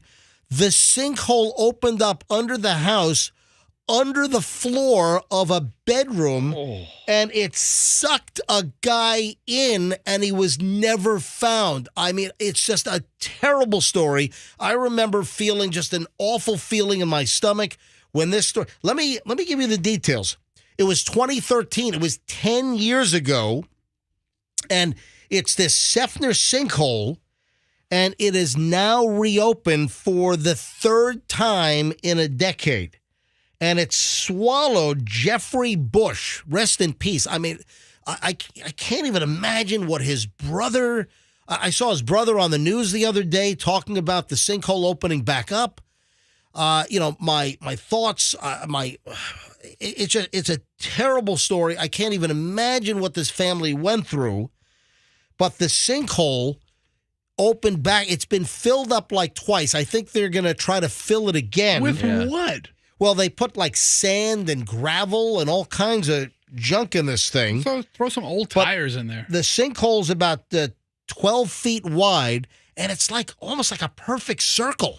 And it's like a funnel hole to the center of the earth. It is like the craziest looking thing. You've got houses like next door, and authorities have said that the neighbors have nothing to worry about. You know, they did all kinds of ground penetrating sonar, and I think they determined that the fault in the limestone way down, that it's only in that spot and it doesn't exist in the homes next door. But you look at this thing, there was a home there. The home was raised, and now it's just an empty grassy lot with a big, like 6-foot tall chain link fence around it where the hole was. And you look, the hole is a new gape. It's like some kind of alien thing. I'm waiting for a spaceship to come out of this thing that's been dormant for 3 million years. My gosh, like War of the Worlds. It's a crazy freaking thing. And rest in peace, Jeffrey Bush, who fell into the hole. Can you imagine you're in your bedroom, you're in the safety of your own home, you're in bed, you're sleeping, sinkhole opens up, and you fall into it while you're in your bed, and you're gone, never to be seen again, ever? Yeah, that's a nightmare. I mean, it's a horror movie. It's like some kind of supernatural thriller movie deal. I had no idea that it was just chain linked off. Yeah. So they demolished the home, the Bush home, 10 years ago. They also, it was unstable, so they demolished the Bush home, and there were 2 neighboring homes as well. So they demolished those as well, like right next. But then just a little further, there are houses on the left and the right. You can see a picture of a bunch of guys kind of looking at the hole, and not 50 yards behind them. There's the pool screen enclosure of another house. Yeah, the ranch style house. And then it's opened back up, and now it's making national news again, and it opens up these old wounds because of what happened to Jeffrey Bush falling into the sinkhole, never to be found again. What happened? Where is he? I mean, he's in the earth. Yeah, but how far? I mean, you can't even fathom this. No. So the Hillsborough County Sheriff's Office is saying that it is safe for residents to remain in the neighborhood for the homes that are now adjacent to the area. This is on 240 Faith Way Drive. And I always thought that was weird. The name Faith Way, Faith, and then the hole opens up on Faith Way. Sadly ironic. It'd be more ironic if it was, never mind. Never. So an engineer, John Paul Lavandera, who is with Hillsborough County Code Enforcement, he says that the engineers who were on site on Tuesday, a couple of days ago, that the plan now is to, I guess, fill it back up again. And what's awful is Jeffrey Bush's brother, Jeremy, tried desperately to save his brother. Of course. Mm-hmm. And couldn't save him. I mean, can't even imagine. Downer. So I guess there are numerous ways to fill in a sinkhole. One is with gravel and liquid. But you look at like the helicopter shots from overhead, the latest, and it's like a creepy, like sci-fi movie, crazy. It's like a Stargate, like a wormhole, like a Stargate wormhole. It's the nuttiest freaking thing. So and then Fester. So how far away is your? I'm looking at the map. It's 2 miles, 3 miles. So Fester works at General RV in Sefner, right off of I-4. 3 miles, yeah. And Fester's looking at the map right now. Fill it up with old busted RVs. You know what? We could put a couple of wholesale pieces in that hole. Yeah, it's crazy. We're just off of Kingsway in Wheeler Road. What a terrible, terrible story. So, thoughts are with the Bush family as this brings back just terrible memories of, what the hell happened. Just nuts. Moving along here on what time is it? 8:20? 8:21. All right, so 8:21 at the MJ Morning Show. Coming up in 40 minutes, it'll be 9 o'clock. From 9 to 9:20, somewhere in that window, I'm going to give you the new Cash Stash Song of the Day. How would you like to be $1,000 richer today? What could you do with $1,000? I'll tell you what I could do with $1,000. I could pay my freaking Tico bill, which I discovered yesterday. I have the biggest Tico bill ever. Because I got the email. This is like 7:23 yesterday morning. I'm coming out of the song. We're about to start this hour and 20-minute nonstop MJ block. And I get this email. Oh, your Tico bill's arrived. I look at the thing and I'm $998.98. I'm so mad at you for telling that story because I have to pay my bill. I know it's due. But just because you said yours was so high, I don't want to go check my bill. And I don't want to pay it. Yeah, well, rates have gone up. Chloe was home for a good portion of this particular billing cycle. Michelle is running the air conditioning at ridiculously low temperatures.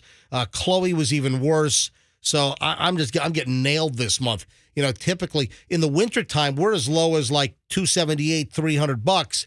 And then in the summer, the average summer for us, I think we're like $450 to $500. I'm almost double that. And I know there was a rate increase. They've jacked up the price of the power. But, man, I almost fell over yesterday. Yeah, if you heard me, I think I was having a conniption fit on the air yesterday morning. All right, we have an update, folks. I did mention I finished up on the Cash song, right? Did I? Oh, no. I didn't finish up. I got sidetracked. I'm scattered. I need scatter focus, hyper focus. For real. Yeah, whatever. All right, so this morning between 9 and 9:20, and this is not just 1 week. We're doing this for weeks. So we're giving away tens of thousands of dollars here on the MJ Morning Show in Q105. So between 9 and 9:20, and this is every day for weeks to come, between 9 and 9:20, I'll give you the Cash Stash song. You listen for that song to be played during the day before 6 o'clock. Be the seventh caller when you hear the song played, and you win $1,000. And, of course, the number is 800-990-1047. $1,000. Yesterday, it was Stephanie in Lutz. On Tuesday, Amanda in St. Pete. Monday, Cheryl in Wesley Chapel. Won $1,000. So another $1,000 later today. We have an update on the Caesars Palace maniac that smashed out a window and was hurling furniture from like 12 stories up onto the pool deck below at Caesars Palace in Vegas. Actually, we got two updates because we had two of these nutso Vegas stories yesterday. Apparently, the dude in Caesar's Palace who took a hostage, smashed the window, and was throwing furniture out, he was extremely high. Okay. On what? The man accused of holding a woman hostage for hours in a room at a Vegas hotel, Caesar's Palace. Now we know he caused more than $50,000 in damage, so that's an update. Over $50K, and was extremely high on drugs, according to the police report. Matthew Mannix. Remember the TV show? I was a little kid, Mannix. That sounds like a crazy. Yeah, it was like a cop show. Was he the? I don't even know. I don't know if I ever saw. But there used to be a TV show called Mannix, Mannix.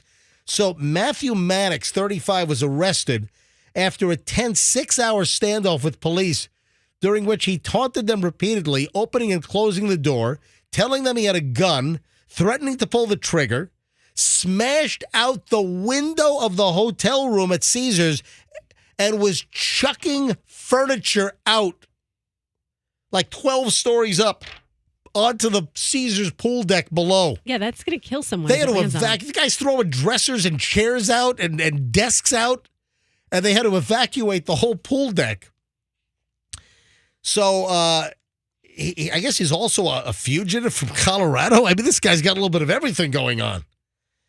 So he was extremely high on drugs, apparently, and he caused $50,000 in damage at Caesar's Palace. Yeah, what happens in Vegas doesn't stay in Vegas. This story's all over the place. Not anymore. Yeah. Video recorded. I'm sorry, I said 12th floor, 21st floor at Caesars. That's quite a drop. Yeah, the video of it is like way high up there. Yeah, the video shows him throwing furniture out of the 21st floor window that he smashed open. And guests are fleeing as glass is flying, furniture's flying. You imagine you're at Caesars and someone's chucking furniture. I mean, what's the first thing you think of? They just lost a crap load of money at blackjack or what? Basically, yeah. Wasn't that the premise of The Hangover? Like the mattress was out the window? Yeah, at the end of the movie. I never saw them.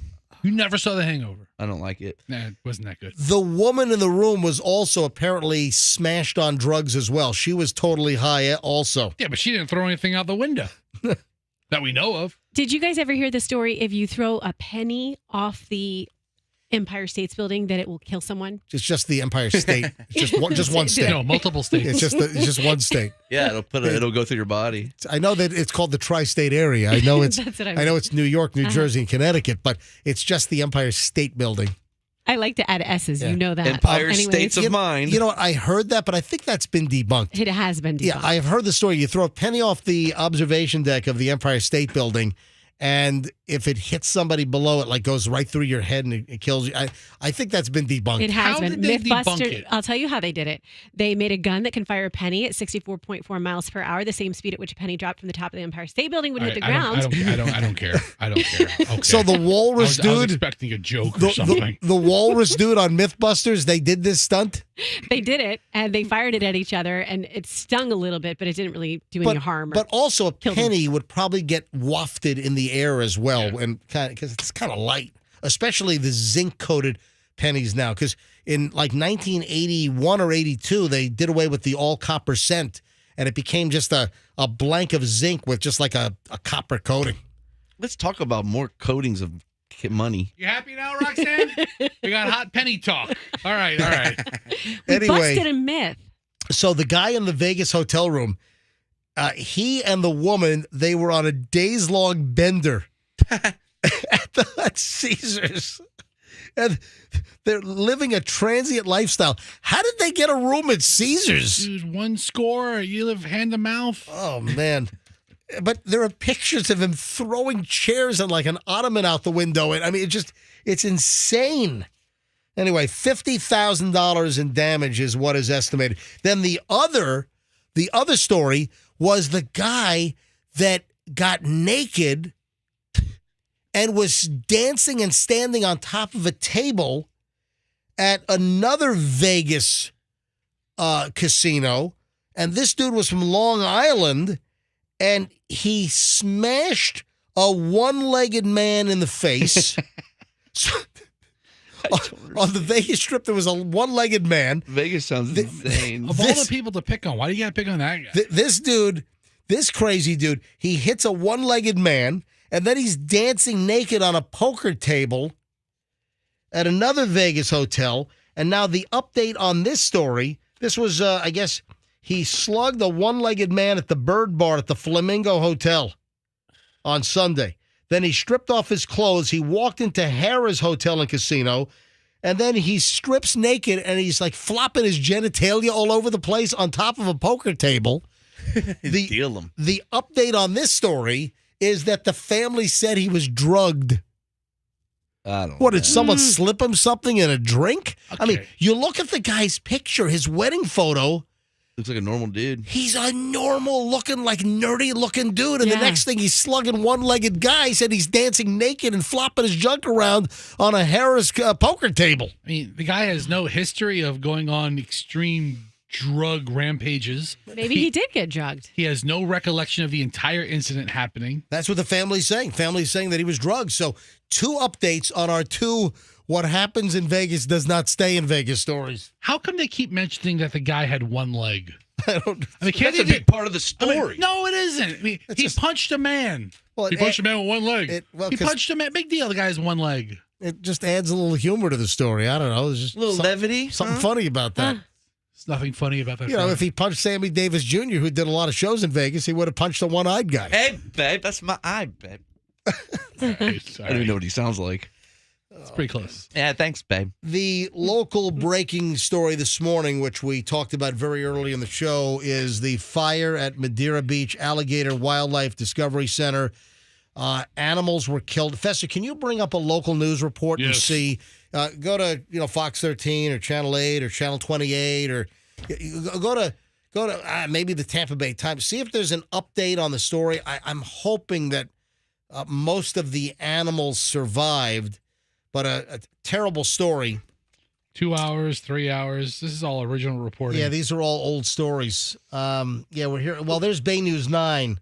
They don't get into work. They get into work a little later. All right, so Bay News 9, this is an hour ago. Let me see this. Madeira Beach, a number of animals were killed overnight after a fire broke out inside the Alligator and Wildlife Discovery Center in Johns Pass. According to fire crews on the scene, all of the mammals that were inside of the facility perished in the fire. Oh, my God. All of them? Oh my gosh. Some reptiles were also killed, while a few of the alligators and turtles that were living there are expected to be okay.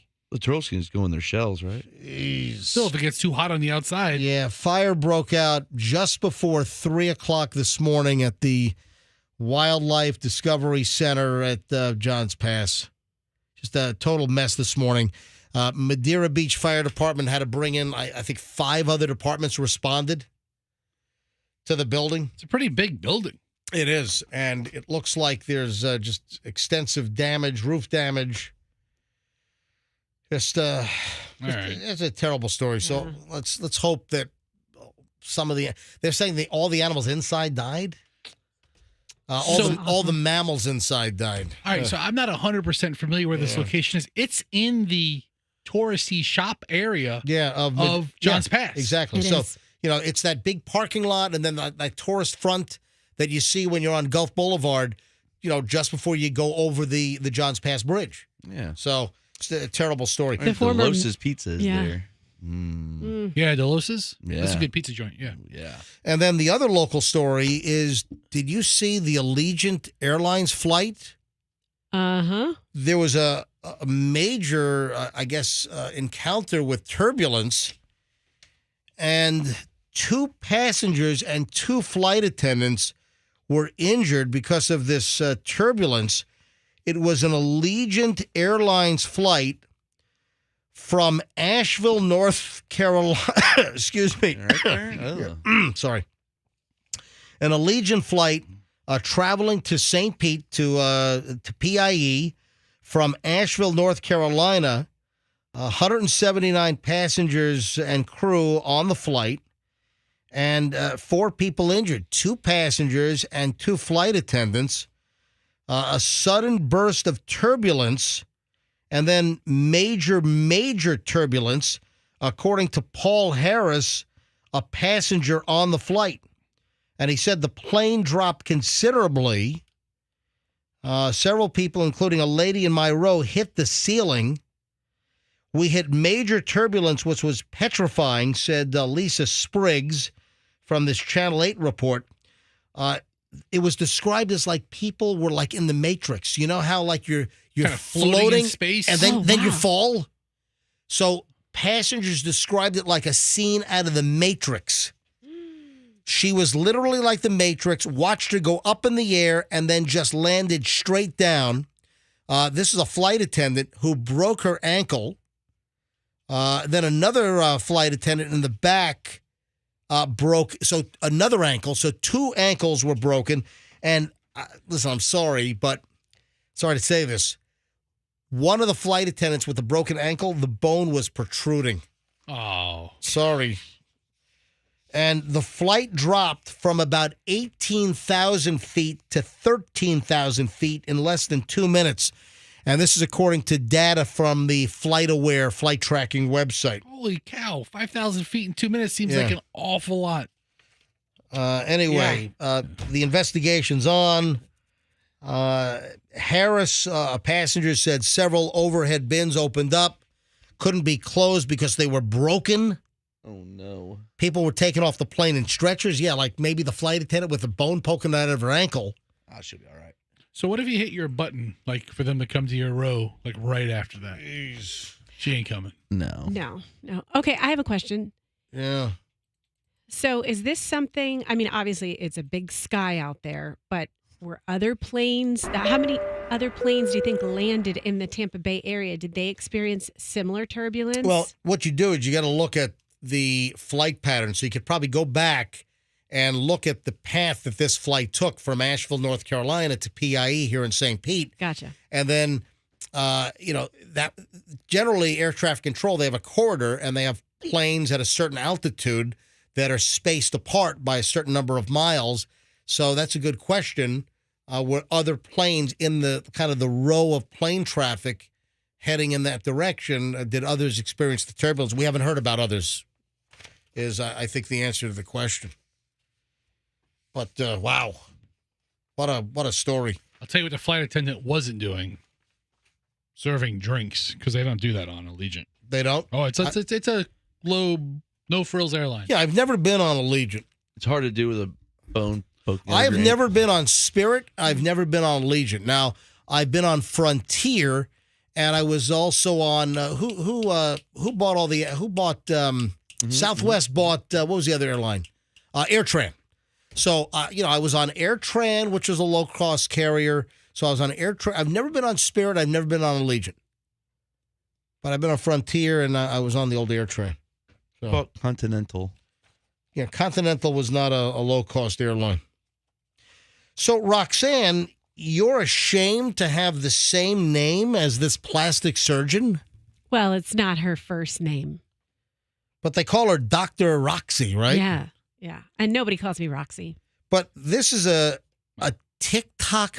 See, another problem with TikTok, ladies and gentlemen. What's Dr. Roxy doing, Roxy? This is apparently a TikTok famous plastic surgeon who, hey, Andrew, can you try to find some audio? I hate TikTok. It's a Chinese spy operation. But can you try to find some audio of this Dr. Roxy? It's Dr. Catherine Roxanne Graw is her name, but she's known as Dr. Roxy on TikTok. And she's giving like medical advice and talking plastic surgery on TikTok. And she just had her medical license permanently revoked in Ohio yesterday. She posts videos of herself dancing in her scrubs. Okay. Yeah. What's wrong with that? You have to see it to kind of get that feeling, but it's just not the look you want from your doctor. That's my feeling. So this TikTok famous plastic surgeon had her Ohio medical license revoked yesterday after she live streamed surgeries, but also harmed patients in the process, according to this report.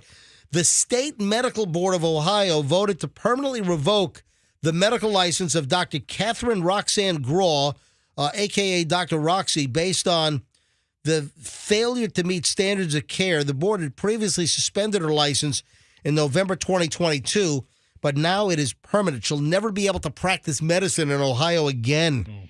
One of the procedures that she live streamed Was lipo. right, and while she was doing it in the video, you can see her looking at the camera more often than she's paying attention to her patient. And was that the surgery where she perforated someone's bowel? I don't know if that was that particular surgery. Yep. Oh, did they die? Well, listen to this. Here's another story. This is Daily Mail. TikTok plastic surgeon known as Dr. Roxy loses fight to regain medical license after it was suspended when she recorded herself performing dangerous surgeries, including a botched lipo that caused a perforated bowel. She recorded that? That's what I want. I want the surgeries where my doctor is on TikTok streaming live.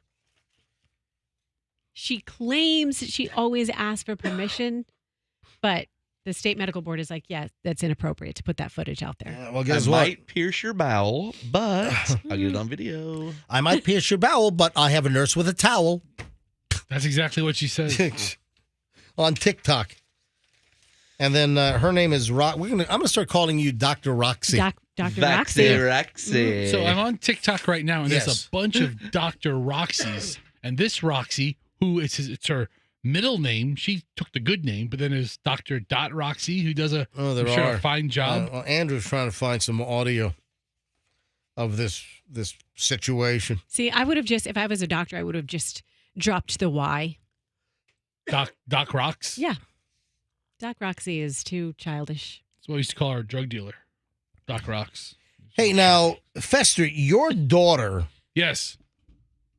she's demanding some of these Barbie-themed merchandise items prior to the Barbie movie coming out. Okay, so we are a family of Flintstone-footed people.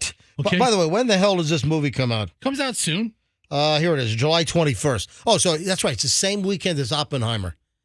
I mean, you know what's going to be terrible? If the Barbie movie makes more money than Oppenheimer. Why? What do you care? Terrible for who? The color pink? Just for the perception and the reality of things. Why? Because Oppenheimer is a high society Well, movie. Barbie's probably a dopey, dumb movie, and Oppenheimer is a brilliant masterpiece on Oppenheimer and the creation of the nuclear bomb during World War II. Okay, Barbie's been a nuclear physicist. Barbie's been a doctor. Barbie's been a pilot. You don't remember Atom Bomb Barbie? Been a vet. Barbie has a fun house. She does. She has a Corvette. She has a haunted house. Does she? Yeah. Well, she has a cemetery. She has a boyfriend with smooth Junk. That's right. Can I rub your smooth spot? Remember Skipper, her sister? Oh, Skipper. Yeah. Then she had that one sister in a wheelchair. Yeah, Nubsy. Hey, Ken. Hey, Barbie. Would you like to rub my smooth crotch spot? There's nothing there. Okay. I'm a Barbie girl in a Barbie world. So the song is not going to be in the movie, by the way. It's fantastic. Yeah, we know. Want to rub your smooth plastic? Why isn't the song? Do we know why? Was there a rights issue? Is Aqua dead? Aqua might be dead. I don't know. Hey, Andrew, bring up Aqua. Can you bring up Barbie girl for me here? Hiya, Bobby. So Crocs is getting into, I guess, the Barbie craze with Crocs merch. And your daughter now saw this online, and your daughter is demanding Barbie pink merch? She's very interested in it. I tried telling her that she's a little old for this Barbie crap, and that didn't go over very well. No, she's not. 11. I know. I was like, you got to cut this Barbie crap out. She's a little kid. It's like she's 6. Well, Barbie's feet can't fit in those. Movie. No. There has to be a reason. Oh, you know what I got to do? Do you remember that funny video that Julian and Chloe videoed like 10 years ago? Yeah, Like when they were little Julian's like kids. 7 years old and Chloe's like 10, and they're lip syncing to that Aqua song Barbie. It's on my I gotta find it. I gotta repost it maybe next week when this Barbie movie opens up. So the Crocs company, they unveiled their new Barbie shoe collection.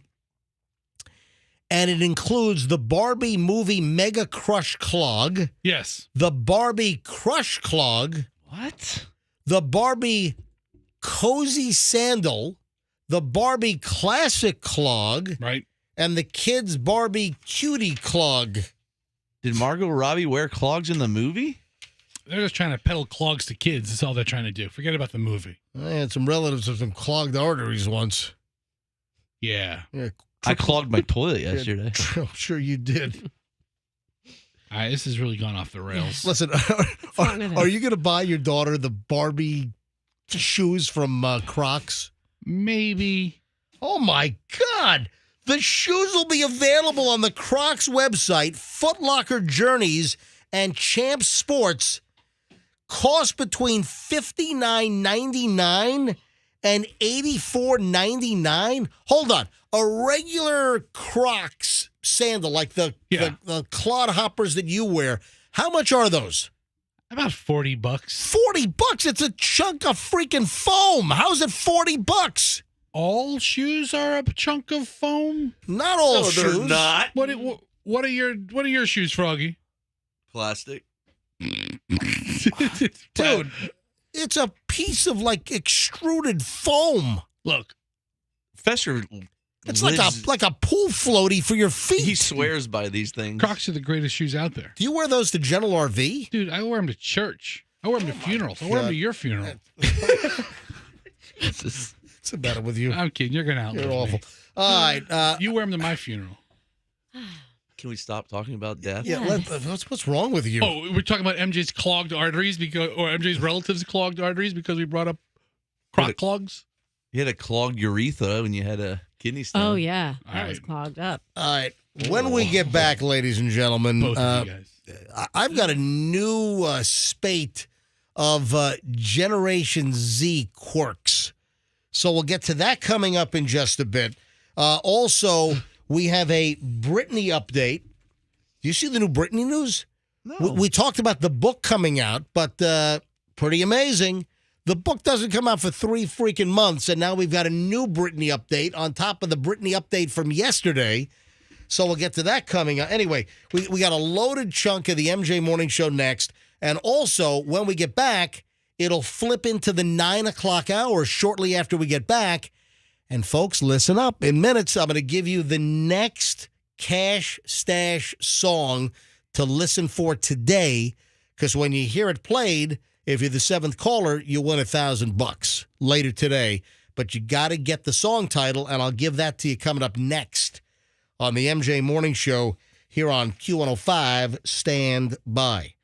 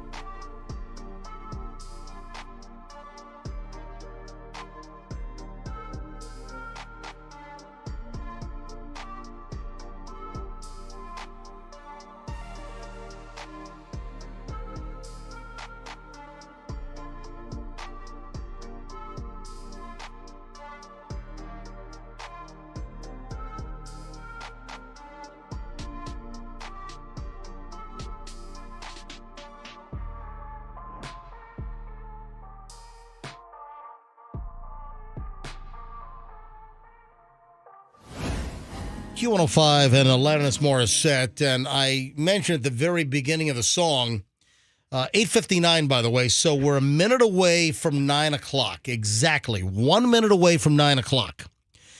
And the window will open up very, very shortly because I sort of set the window at between 9 and 9:20. I'll give you the cash song for the MJ Cash Stash. And it's going to happen momentarily. And, of course, when we give you the Cash Stash song to listen for, you listen during the course of the day, it's guaranteed to play before 6 p.m., and when you hear it, be the seventh caller and win $1,000, like the three previous winners we've already had this week. So the window opens up in 5, 4, 3, 2, 1. It's 9 o'clock. So now the window's open. So I will give out the new Cash Stash song title in minutes. Wait, the window's stuck. Hang on. Is it open? Get it. There it is. Now it's open.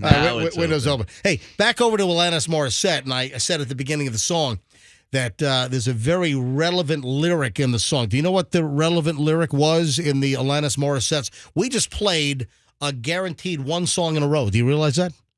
And we hold up that guarantee several times a morning. Story of the guy that got killed by 10,000 spoons? What lyric? Ladies and gentlemen, now another one song in a row on the MJ Morning Show. Yes, I'm sorry, what? One song in a row. All right. One song. So we just played Alanis Morissette. Yeah. And the opening lyric is very, very fitting. Now, if you don't know what the opening lyric was, I'll refresh your memory. I'll play it for you one more time. Is that where the guy dies in a plane? No. This is the 98 when the lottery died the next day. Ha, what an idiot. Isn't it ironic? Well, that's very fitting because of our lottery jackpots with the national lotteries, the Mega Millions and the Powerball through the roof. So Mega Millions, it's now $560 million. The next drawing is going to be on Friday night. That's for Mega Millions. And there was no winner last night for Powerball.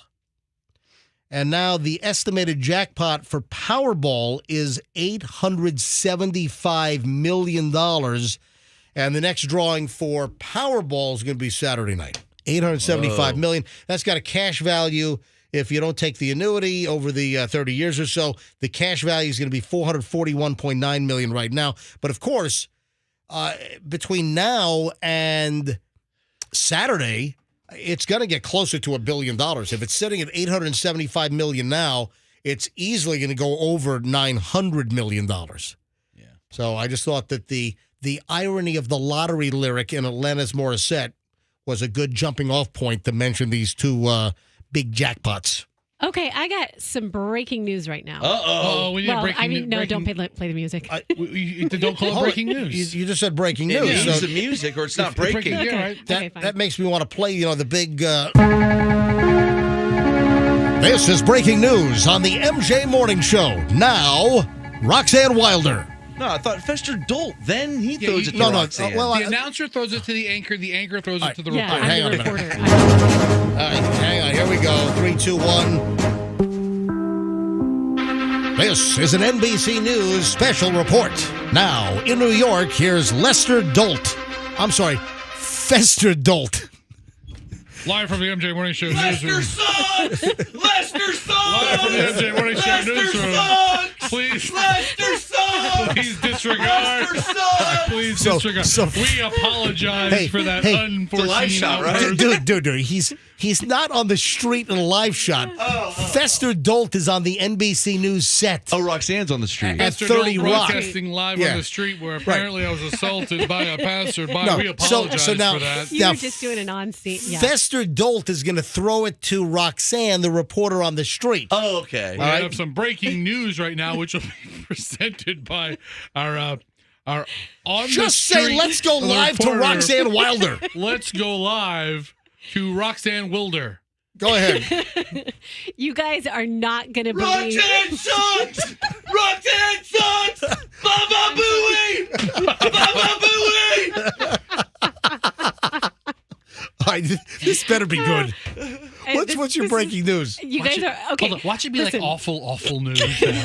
Listen, you are not going to believe this. What? When I tell you this, you're going to be like, Roxanne, you got to be bleeping me. No, this is for real. Do you know what today is? Because I know you like these days. Oh, no. That's the breaking news? It's not going to be like National Lucky Charms Day or something. No, you're going to love it. All right, today is Thursday, the 13th of July, 2023. Is it one of these stupid national days? Yes. Oh, my God. You're wasting my time with this mung. And Fester Dolt's time. What are we going to do, the horrible scopes next? You're not going to believe what today is. Today is National Gruntled Workers Day. Hi. And coming up next, War of the Noses. Who has the biggest nose in town? National Gruntled Day? Yes. Are you excited about that? You love that word. Well, Gruntled? I do. Yes, you love that word. MJ, tell me you. I mean, this is important. I love the word, and I pointed this out on many of an occasion of late because everybody knows the word disgruntled. Nobody knows that there's a word gruntled. Yes. Yeah, right. There's a whole day for it. And gruntled is when you're happy. All right. Yes. If you're gruntled, you're happy. Today is Gruntled Workers Day, and you're supposed to celebrate everything that's positive about your job. Hey, let's call Ron DeCastro and tell him it's Gruntled Worker Day before he cans Jackie. Oh, I forgot about that. Well, That would be ironic. That would not. Is she here? should we call her? Do you want to? Yeah, see what's going on, dude. I mean, you typically fire a person first thing in the morning, right? Why don't you call up Fester and have Fester walk back there? I'm not gonna. That might be too much work. Yeah, it's a long walk. I'm kind of winded already. Folks, if you don't know the story, Wacky Jackie apparently got a little liquored up last weekend and got a little out of control with some social media posts. Do you have the pictures of the posts? I do not. I would like to see them. No, let's let those die. Apparently, Wacky Jackie, she appeared to be disgruntled on National Gruntled Day. And last weekend, she apparently attacked a couple of folks here in management. Oh, come on. And so You can speak your mind, and right? This was verbally with social media posts. And again, social media and liquor apparently sometimes don't mix very well. No. And, well, she's got a meeting with management, and we're hoping that if something was going to happen, that they would have done something earlier in the week. We're hoping this means maybe just like a warning. Don't you get like a write-up? I remember something in her permanent file. Yeah. Yeah, let's get that. This is going in. I had numerous things in my personal file. So hopefully she can escape. Yeah, usually this. they like to pad the personal file with complaints before they do. Hey, kudos to the Hillsborough County Sheriff's Office and a rescue of a nonverbal autistic boy, 4 years old, who wandered away from the home and ended up in a swamp. Or what looked like some kind of reedy swamp area where deputies actually got into the mud and sloshing around to rescue this kid. This is one that had the clean feet, the kid? No, this is a whole different. Oh, this is God, what's going on with all these kids? This is a new story. This is brand new.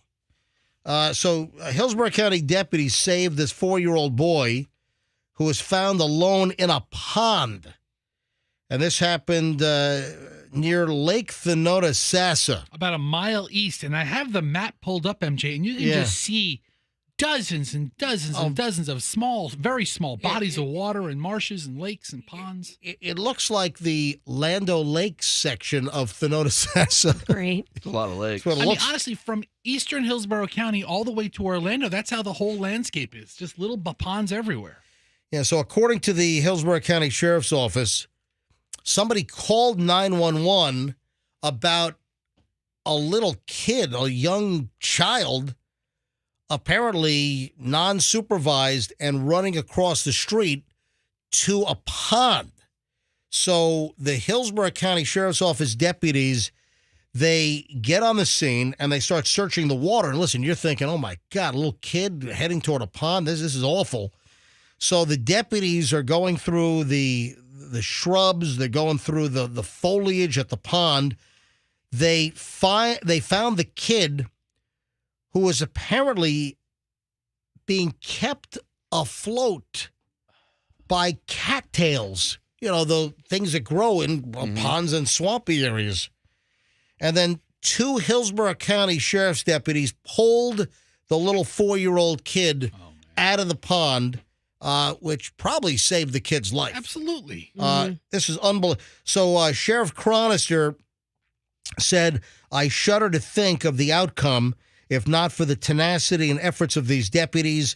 We will work now with the Department of Children and Families to determine if negligence played a role in the young boy's disappearance. So the police officers, these sheriff's deputies with HCSO, they were able to bring the child back to the family.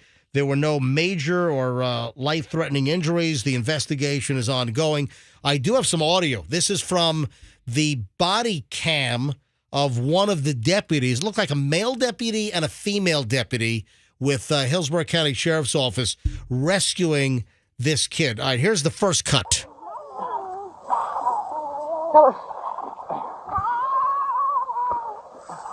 It's all right, buddy. Come here, buddy.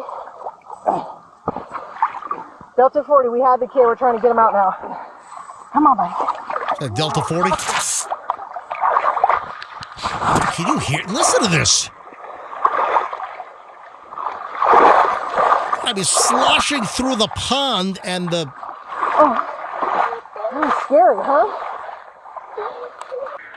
All right, folks, that is your incredible Hillsborough County Sheriff's Office at work. Poor baby. It must not have been feeding time around Right those there. hours. She's got a towel, but yours is probably better. We need Sarge. More of the body cam. Oh, yeah. I bit my something else. Something in my sleeve. I just kept sinking and sinking, and I'm like, I don't know how deep this is going to get. No, yeah. I could barely hold them because my feet were sinking so deep. Would have been a bad day. Would have been a bad day, but the Hillsborough County Sheriff's Office, that female deputy and the male deputy, they saved the day. If you hear it on both, but even more apparent on the first cut, it sounds like pond water got inside like the microphone on the body cam, on the They're just sloshing on that through Axon or whatever that thing is. That microphone does a good job of picking it up as they wade through the water. But you can hear the little boy, and obviously he's nonverbal. He must have been scared out of his wits. And So another example of Sheriff Chad Chronister should be very proud of a couple of his deputies with the HCSO. Could have been a whole different story.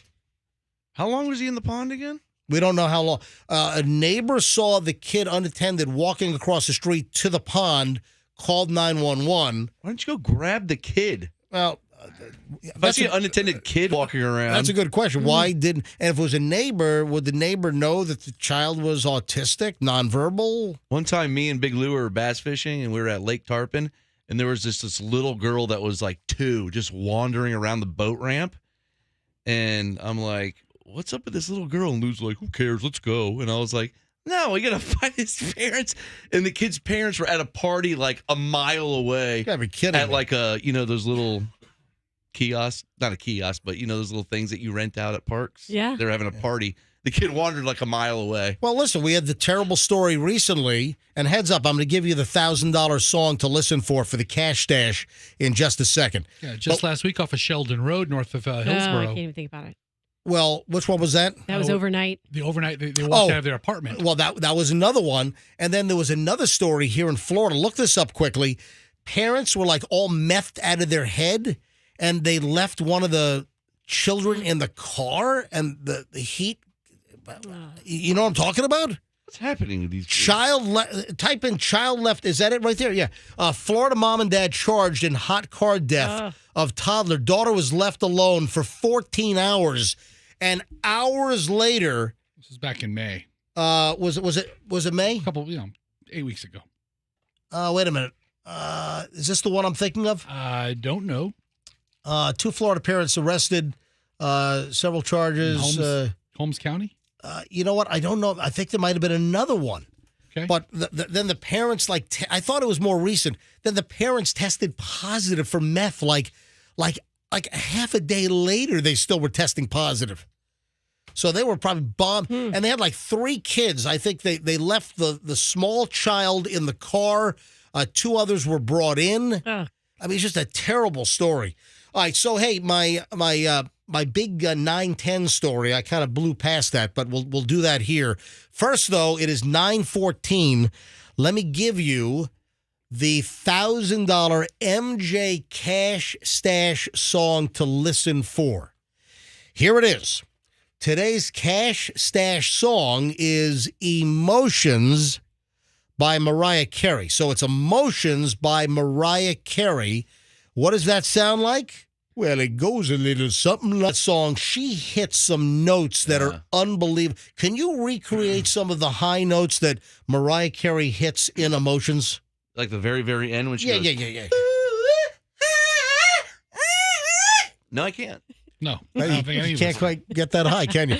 All right, so folks, you want to listen for Emotions by Mariah Carey. It sounded like that. It's going to play guaranteed before 6 o'clock today here on Q105. When you hear that song, be the 7th caller at 800-990-1047, and you will win $1,000. You'll join the likes of Cheryl from Wesley Chapel that won $1,000 on Monday, Amanda from St. Pete won on Tuesday, and then yesterday afternoon, Stephanie from Lutz won $1,000. So hopefully you'll win the $1,000 today. We'll do it again tomorrow. We'll do it all next week. We'll do it all the week after. We'll do it the week after. We're giving away tens of thousands of dollars here, folks, on the MJ Morning Show and Q105 with the MJ Cash Stash song of the day. And we don't repeat it. We only give you the song between 9 and 9:20, whenever I feel like doing it. We only give it to you once. It does not repeat. So that's why you have to listen between 9 and 9:20 to hear what the song is. Listen to the whole damn show, man, because there's a lot of good content here. All right, so my 9:10 must-hear items of the day, Generation Z related. Again, my kids fall in Generation Z, and it seems like we have all these Generation Z stories. First, though, is phone calls. And again, the aversion that Generation Z has to phone calls. Now, we've talked about this. The fact that a lot of the younger folks today, they don't want to talk. They don't want to pick up a phone and actually have a human-to-human verbal conversation, verbal interaction. It's all this texting, the thumbs going, all this. They don't want to talk. And what's happening, they're saying, is that it's causing this dating trend, which is tough. I saw this was a New York Post piece. I'll just give them a call. That's a phrase that may become obsolete when you consider only 1 in 10 Generation Zers would prefer to talk to friends or family via a phone call versus texting. Now, what does this mean for the future of human interaction? Okay, I got to tell you a story. Yeah. So I'm a big phone call person. I like to hear someone's voice. I like inflection, all of that, right? And yesterday I talked to my friend on the phone for 2 hours. I enjoy it. And when I met Lee over the phone, Lee Spann from News Channel 8, my inclination was to call her after you guys gave me her number. But then I said, I'm too nervous. Right, so I'm going to text her. So I think texting helps you with nerves. And the Lee Spann thing, for those who don't know, for years now, since the return of the MJ Morning Show, whenever we'd have the TV on Channel 8 in the studio, and Lee Spann, who does the weather in the morning, meteorologist Lee Spann on Channel 8, whenever she'd show up on TV and Roxanne would see it, it's like, oh man, Lee Spann, I would love to be friends with her. And finally, Froggy reached out to her and said, Roxanne, Good job. Give Roxanne a little Froggy. gift. Roxanne would like to be friends with you. And Lee Spann responded to Froggy. And then Froggy gives me Lee Spann's number. I call up Lee Spann, and we set it up. So earlier in the week on Tuesday, we surprised Roxanne with a mystery guest, and it was Lee Spann. And guess what? Lee Spann has accepted the friend request. Yes.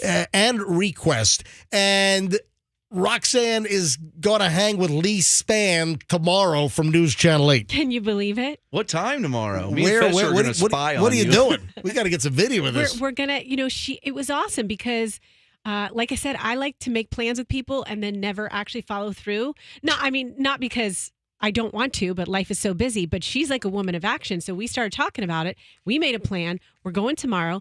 And then she has like a good out time. She's like, I got to pick my husband up. So it's perfect. Like I like Lee's style. She's like put boundaries on it. So it's not going to turn into a 4-hour drink fest. Don't tell us where, because I don't want you to get stalked. We already talked about where. Oh, they're going to do it at the Village Inn on Hillsborough. They're going to do it at the new Perkins, the new IHOP. How about we say where, but we don't say when? That's a good idea. Well, it's going to be lunchtime. All the paparazzo's going to be there. Yeah, I mean, all the Tampa paparazzi. You're going to be like on the front page of That's So Tampa. It's going to happen tomorrow, Friday. We're the new power couple friendship. We'll have a full report on Monday morning, right? Yes. It's not like hanging out with MJ when nobody knows who he is. Lee gets recognized. All right. I almost feel bad for Lee. Oh, stop. I mean, we're setting her up on this blind date that Roxanne is obviously much more excited about than Lee is. How do you know? Because Lee's like, yeah, you know what? I'm cool. I'll have lunch with you. And Roxanne's like, oh, my God, I couldn't call her. I was so nervous. I feel bad for Lee. What if you guys become besties? I mean, hopefully. You never know. There are a couple of things that are essential, folks, on the MJ Morning Show this morning, and one of them is the picture of Fester on the pool raft recreating the Roxanne thirst trap photo. If you have not seen this picture, folks, we'd love to see your comment. How many comments so far? A lot. We've got, let me just refresh this. I commented. 136 comments so far. That's pretty good. Oh, my God. That is, and 443 likes. That's good. That is a strong number. Like Calta, for instance, has, his show's got like 50,000 followers. I only have 13,000, and our comments and likes are exceeding, some of his, So it's pretty good. He can still probably beat you up, though. Absolutely. All right. So here's the deal. You need to go to my Instagram. You need to go to Certified MJ Radio. Go to Certified MJ Radio, or you can go to the Morning Show Instagram, MJ Morning Show on Instagram.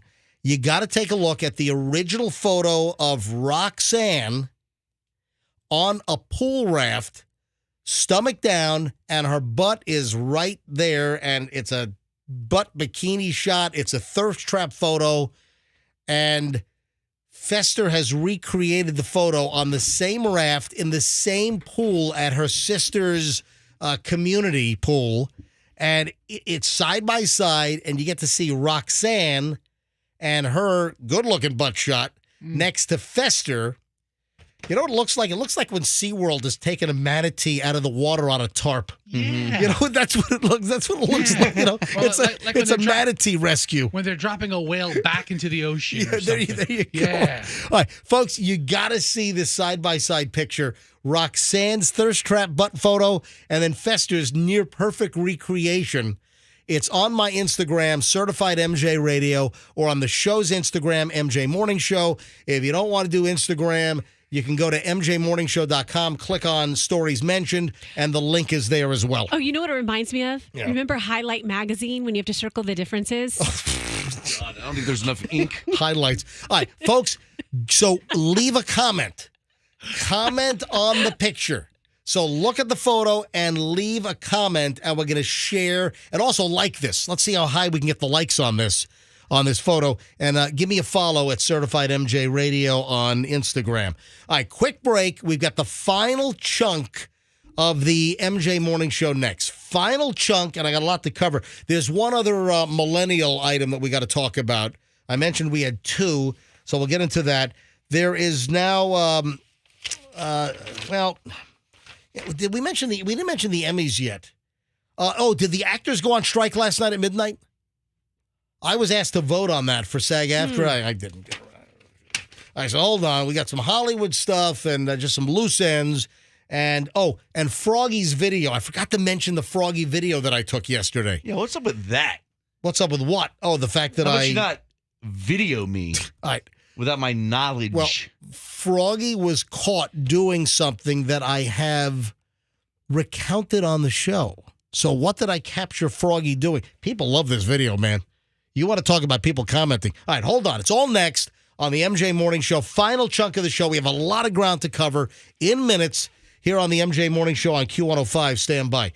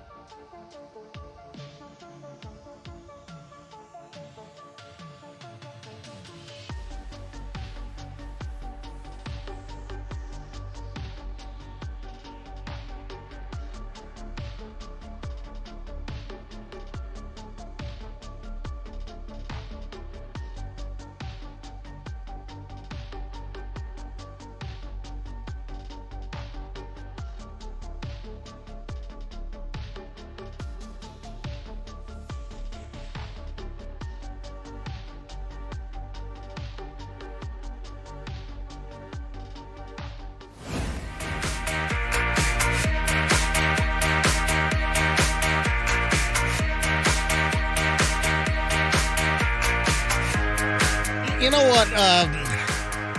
This rejoiner is actually jolting my brain a little bit. Let me shut this one off. Hold on a minute. Hold on. Stop. Just stop. All right. Let me do a little more soothing rejoiner for our final segment of the day here on the MJ Morning Show. How about this? Yeah.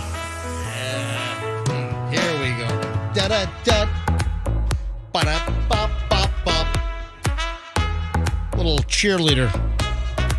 Yeah, much better. All right, so I sent Fester on a mission during the commercial break to see if we could find out what was going on with Wacky Jackie. Yes. Is she at her cubicle or is she in a meeting? What's the story? So she's in a meeting, but it's with the entire sales. It's like the morning meeting. They're all inside like the meeting room, and they're looking at like some awful, look like slide presentation. All right, so to me, it seems that if they were going to pop her for the drunk social media posts over the weekend, that it would have happened already. They'd have done it 2 days ago. Yeah, you know, I'm guessing that she's going to have I think she's got a meeting with the general sales manager, Ken, and Ron, our general manager. I think that she must have a meeting later on. I'm guessing, I don't think you're in a sales meeting with the whole team this morning, and then you get called in and you get canned. Yeah, I think it would have happened earlier in the week. Yeah, I think that's nice. But she can't talk now because she's in a meeting. Yeah, she's in there with all the other sales yahoos. Full update on Wacky Jackie, who you've heard many times on the program. Listen, for those who don't know, if you didn't hear already what happened, here's the deal. She got a little tanked up over the weekend and, well, hit social media and just said a lot of crazy things about some management folks here. Yeah. And, well... Not good. No. All right, the other... Hey, leave that alone. All right. Stop. I'm looking at Don't it. close that window. I'm not closing I need it. to get to that. I'm reading it ahead of you. Yeah, so Generation Z, one other item here, and this is actually Generation Z and Millennials. And I mentioned I had two items. The first was Generation Z, they don't want to talk on the phone. We've talked about that in the past, but it's getting even worse. And there's concern about how relationships will work. It's human interpersonal communication. How the younger folks, they don't want to talk. They just want to text. The other Generation Z story also includes millennials, and it's about Generation Z and millennials on a budget. And because of their budgetary constraints, I should say, they're getting rid of their wealthier friends because they can't afford them. They can't afford to hang out with the wealthier friends. That's an interesting little twist. I hadn't thought about this. Huh. Well, I mean, just because you still want to be friends with someone. What was that song by War? Remember? Why can't we be friends? Why can't we be friends? Wasn't that used for something? Why can't we? Yeah. That was used for something recently, or wasn't that in pop culture that was used? I love that. I was a little kid when that song was out. I was like, I don't know, like 9 years old, 7 years old when that song was out. So, some are saying, hey, why can't we be friends? Well, because maybe you can't afford to go to that restaurant with them. You know, guess what? You can afford to pick up the phone and call them and have a conversation with them.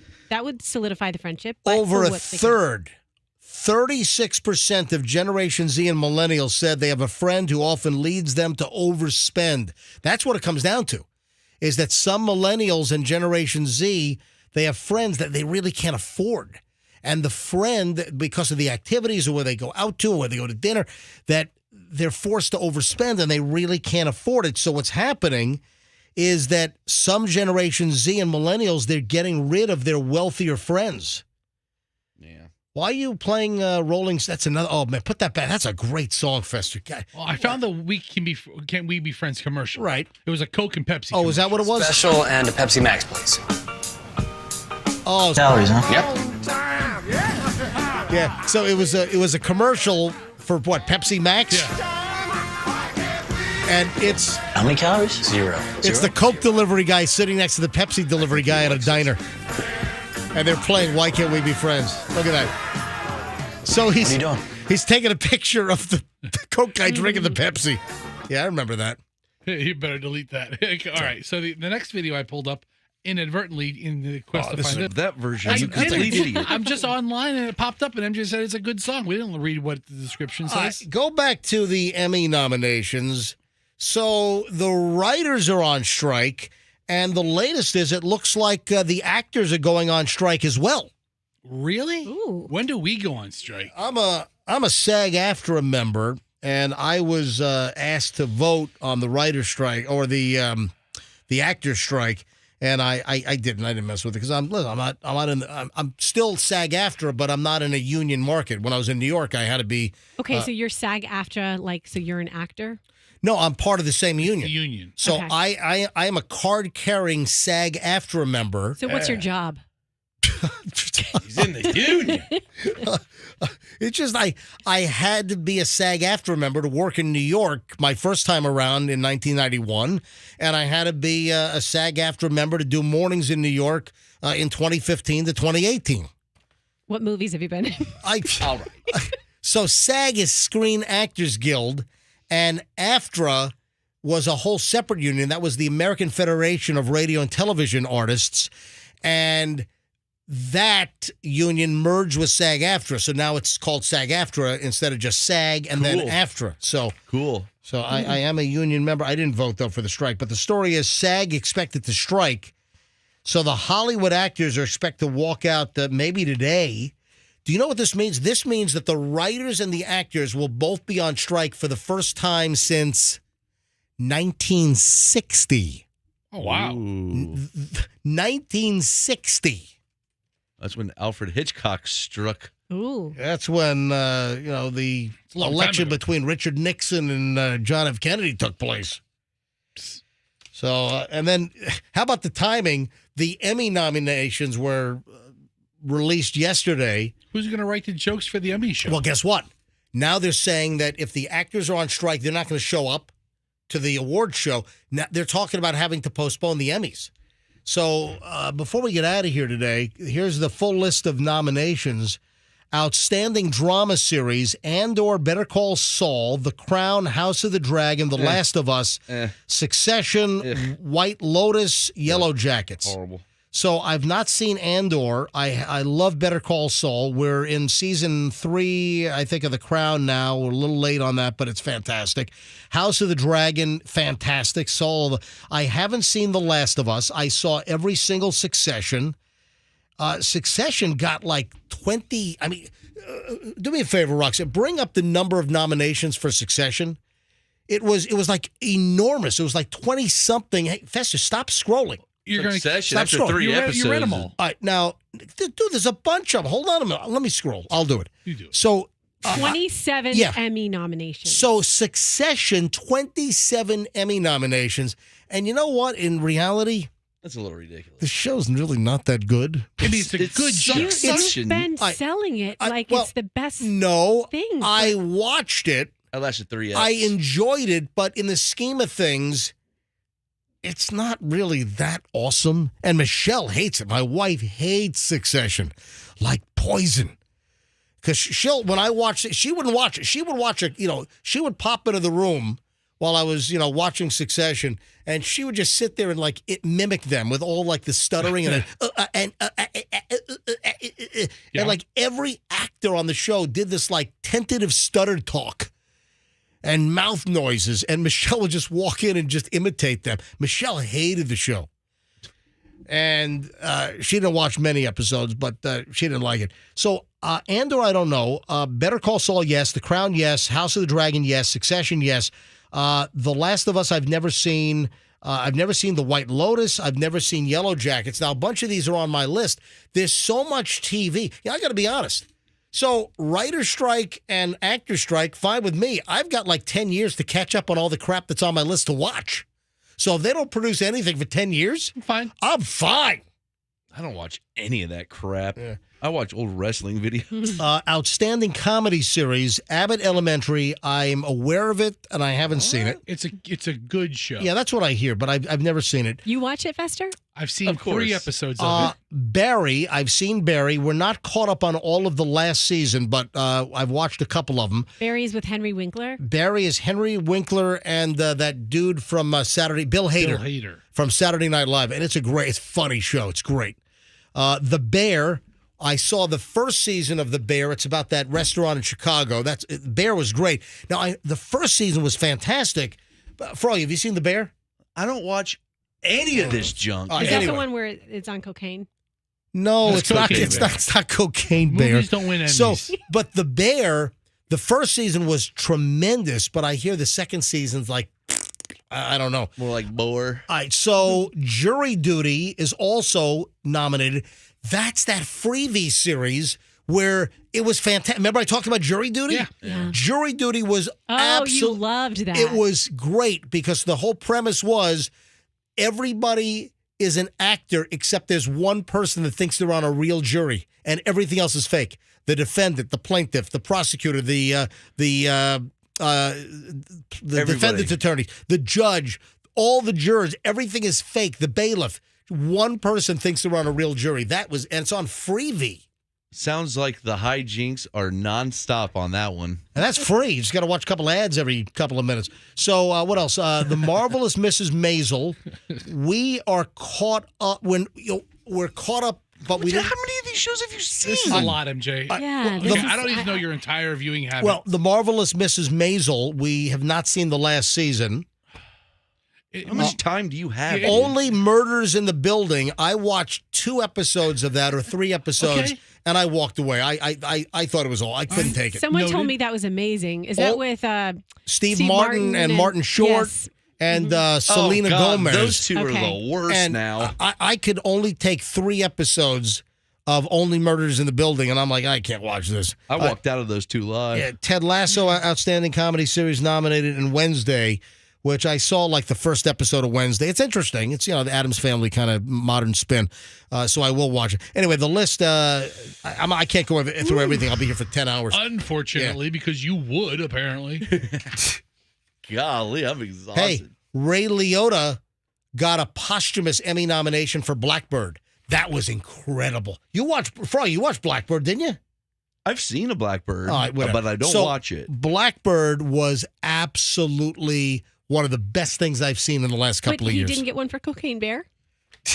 Nothing on Cocaine Bear. Different award. So Ray Liotta. Got a Razzie for that. Yeah, rest in peace. Yeah, an Oscar. You know what? I didn't mention the Froggy video. So let me mention this.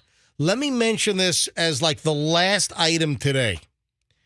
And then I'll pick it up and I'll give it I don't want to give it short shrift, so I'll give it full shrift tomorrow on the MJ Morning Show. Folks, on my Instagram, on top of the Fester butt picture, imitating Roxanne's butt picture on the pool raft, which is a must-see, I took a video yesterday. So I'm leaving the station a little after 10 a.m. yesterday, after the MJ Morning Show, and I noticed that Froggy got in his truck and Froggy's about to pull out of the parking lot. I rolled video because I've seen Froggy, because a couple times a week we're on the same sink, and I see Froggy sometimes ahead of me, and Froggy cuts turns too close, and he hits the curb. He drives over the curb. It's like every time I see Froggy drive. So yesterday, I'm going to my car. I see Froggy going to his car. I duck behind our SUV, and I roll video, and I'm narrating. Okay, here comes Froggy. He's leaving the station. Watch. He hits curbs. He drives over a curb. And sure enough, Froggy. I barely hit that one. Dude, you drove over 3 feet in off the road. You totally blew through the stop sign on Executive Drive North.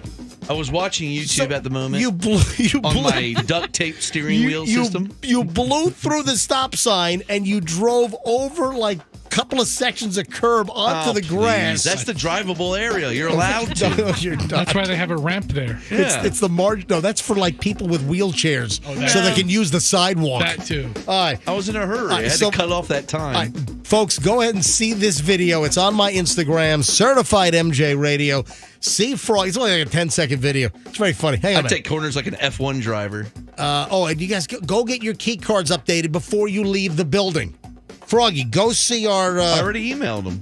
Well, you got to go see him now. Go, all three of you, Roxanne, Fester, Froggy, go see the ID guy, the IT guy, to get your ID updated. Do it right now. I'm going to go see the ID guy to get my IT updated. Whatever. All right, be a wise ass. All right, we got to roll, folks. Have a fantastic day. Go to my Instagram and see Froggy's driving over the sidewalk and curb. It's on my Instagram. It's Certified MJ Radio, and give me a follow. And you got to see Fester's bikini butt shot right next to the much better-looking Roxanne bikini butt shot.